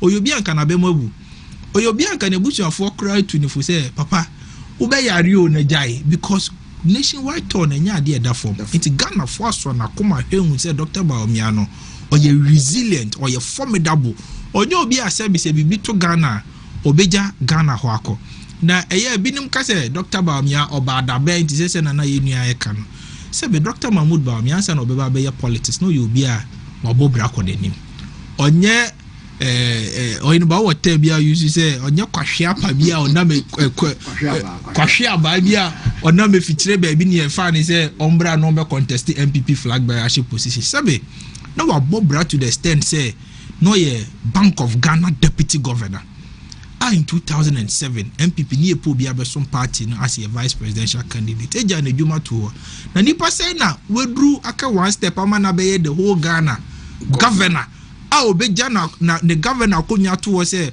oba be di party echi obi ani say Ghana had 8 years ube kofie but okase say MPP a friend dia emfa governor ho hwe oja governor ne to ho eba be ye vice presidential candidate ye ko 2008 elections ye lusu ye naturally say vice president na bono governor no so ayede abono ejo betina afie to tifia eja ti say na yabo position ya enonya adwuma e African Development Bank ekoye adwuma no so omo de no ko Zimbabwe as country manager for Zimbabwe the whole Zimbabwe ona no hwe omusik African Development Bank for esikasem so in 120 something but ultimately the platform manage my Zimbabwe economic stability na e come mine Zimbabwe etime recover my Zimbabwe for economy ni begina ne na so ene upe baby akochile one of the places ayebo e kan Zimbabwe but obo ne ho modern eyesa ne omani ni ano in 2012 our party ne ka say ye ko election bi me san hia say brabe boa party no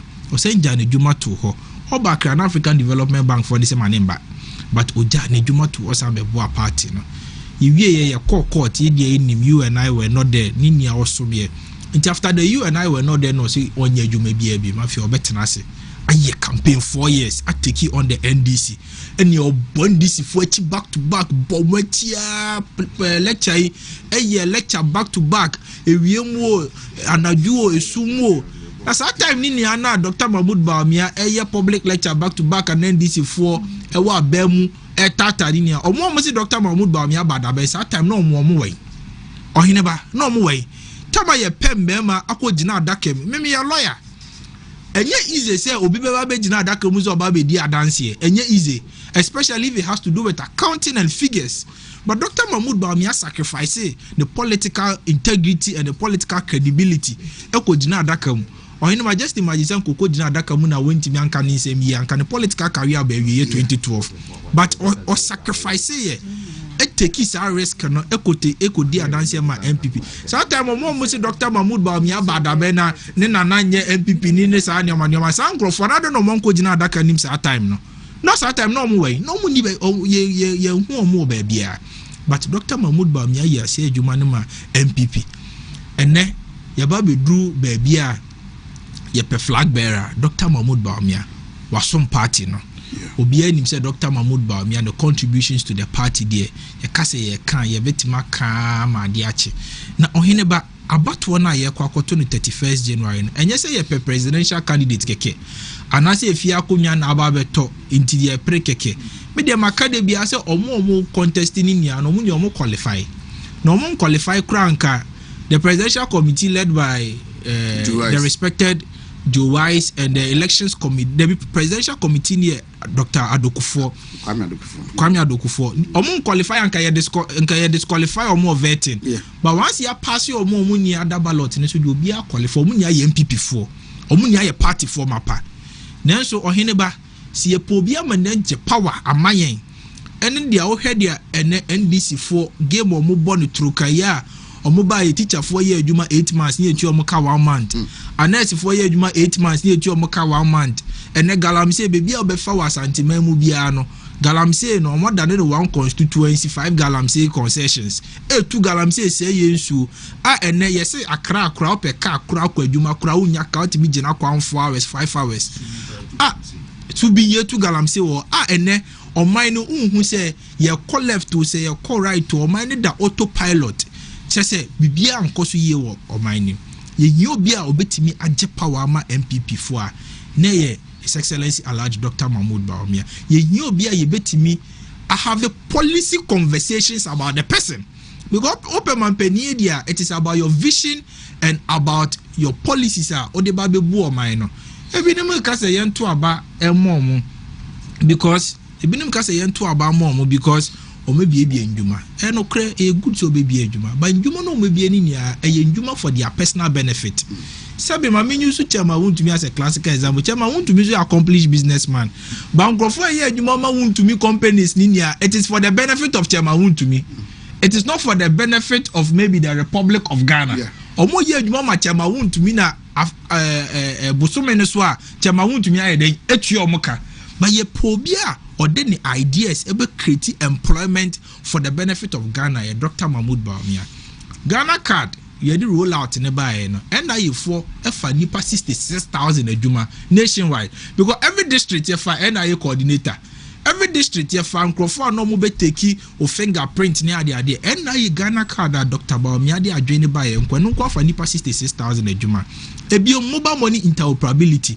On answer na ye be mobile money interoperability now you use MTN Wontumi send this can cover Vodafone inti mobile money ni kura na man phone use sa but ye buy in 2017 or the idea be buy say ye fa bibi mbra say o bank account o betima link your bank account to mobile money kura they say no person deposit sky un here so be call bank akosa line o call mobile money vendor while this can two momos one no push call bank to Dr. Bawumia e dey say idea no e ye dey ebaye ubeje di say and then because of mobile money interoperability no in 2017 ye buy now one for mobile money 198,000 but and the mobile money nkofo ye 989,000 increasing by 800,000 and quite 800,000 jobs is as a result of idea your friend of the mobile money interoperability idea Dr. Mahmoud Bawumia de buy ebiom offer the ambulance and the constituency be our ambulance. President Akufo-Addo Akase was Dr. Bawumia's idea. Say constituency be a ambulance. Yembisa say ambulance no drivers no much no. Employment and employment. Sustainable employment. As Angofo no enye say omo ye adwuma for the benefit of Bawumia o. Say omo ye adwuma say Busumi be Dr. Bawumia be nyesika o. Omo ye adwuma mo minor. It is for the benefit of the nation because we are mampenia. Ideas are creating jobs now. Ideas are only creating for the benefit of your people. Now you see, Oheneba, ɛyɛ very important say you be notice say you can say obi create jobs and also obi with ideas say they create jobs it is linked with economic growth. If your economy is not growing, you cannot create jobs because they won't mean yes come into your for now creating jobs now more. Maybe an AC or NDC are because there is no major economic policy economic growth into they cannot employ because when you employ you cannot pay the people. It's in a next 40 feet, teacher 40 feet. It's in a beer Oheneba or what the economic minder obeti made economic transformation about economic transformation ebe create jobs. Now jobs na eba be create no. MPP for so ebe ye adwuma ni because MPP for me a Ghana for. Now say why buy na what power na say ye create jobs so baby a. Say the police station people, the electoral area coordinators and ebe benefit but we shouldn't try to make it look like say Mampeni Obiba Oba be fa police station for into the private company me pa cho be di president and no Butumska and Uncle na wa for mo adwuma no odi betu omo ka nti Oheneba me de manu sik nia no asema meka nia ne say MPP ye pe power say na medical ka no mo contest ni omo ye party for ye nkase nti obi a omo nia ye party for mo some party in diverse ways na me I am very confident say ye pobia mane wini power ma MPP a Dr. Mahmoud Bawumia na Dr. Mahmoud Bawumia anope meba no ka kire me say men kan kire MPP fo etie ni say MPP fo to aba ne mana omo ne contest ni oni obi abeya adwuma they all have a place one in his campaign and they all have a place in his government omo ni omo contesting ya no oni obi ani asem eji na campaign na oye no on kasa ntia obi a Ondi Obiatema, he's focused on the delegates and he's focused on delivering his message. And you know, Dr. Bawumia says, we near the first 1 year, no, I 2026 near no, Adio Baba and so Baba ye unity tour because MPP for Mubu full year because of e-levy, because of betting tax, because of DDEP, because of Intokwane war various constituencies munia, and he's going to spend time to unite the base of the party because if we have a united base and then the beb ama yetima kwa wini the 2028 elections into Oheneba anopedia menje umrebe me hunta abedwafo abapa dia ye kanya ne say yesre ye delegate ne say abana ye kwa akoto no it is a matter of competence, it is a matter of who has integrity, and it is a matter of who has the necessary capacity say obetimi edi omane so again where they made them no secret no him say and Ghana ha ope the most popular politician of course is the president but oyi president ni free wa Dr. Bawumia adenti na make sa adenti na make sa ne say ukofie bia mu a fie bia wo political party ni emu ba ku t-shirt say nye MPP NDC na fa NDC a pacho why na ni nim de omu t-shirt so John Mahama onko election bia biom but say ofa MPP a nipa ni nim da MPP for t-shirt so Dr. Mahmoud Bawumia. It's Dr. Mahmoud Bawumia. Every household in this country name say ye free be Dr. Mahmoud Bawumia. Inti ayo no na ye de neba ye embrace ye beto na magana for. Inti ye say delegate no. Dr. Mahmoud Bawumia starte the tour no. Our Ashanti region. Obekaya ye the big four regions: Ashanti, Eastern, Greater Accra, Central. Ashanti region ye shall say after the 490 youth organizers far forms man. Obebo Asante Maya mani say ya fa forms amano wa submit forms no na abatoɔ no oginemu bi nti sɛ yewie ni nia so na sɛ ye conclude ye climax campaign ni dia na hu ya sɛ obɛsan ba Asante man mu aba be brief Asante man sɛ ɔkɔ 15 regions ni nia no 15 regions ni nia sɛ ɔmagina tum nti na ne ɔba be ma Asante man report nti ene campaign na ya ba wa ha no enye campaign na Dr. Mahmoud Bawumia about or the report from the other regions Asante delegate because Asante delegate there omuka so maji watuma obia ni wo betimaka bibia fa Oheneba medasipi. Thank you very much. My main friends here na men sorry.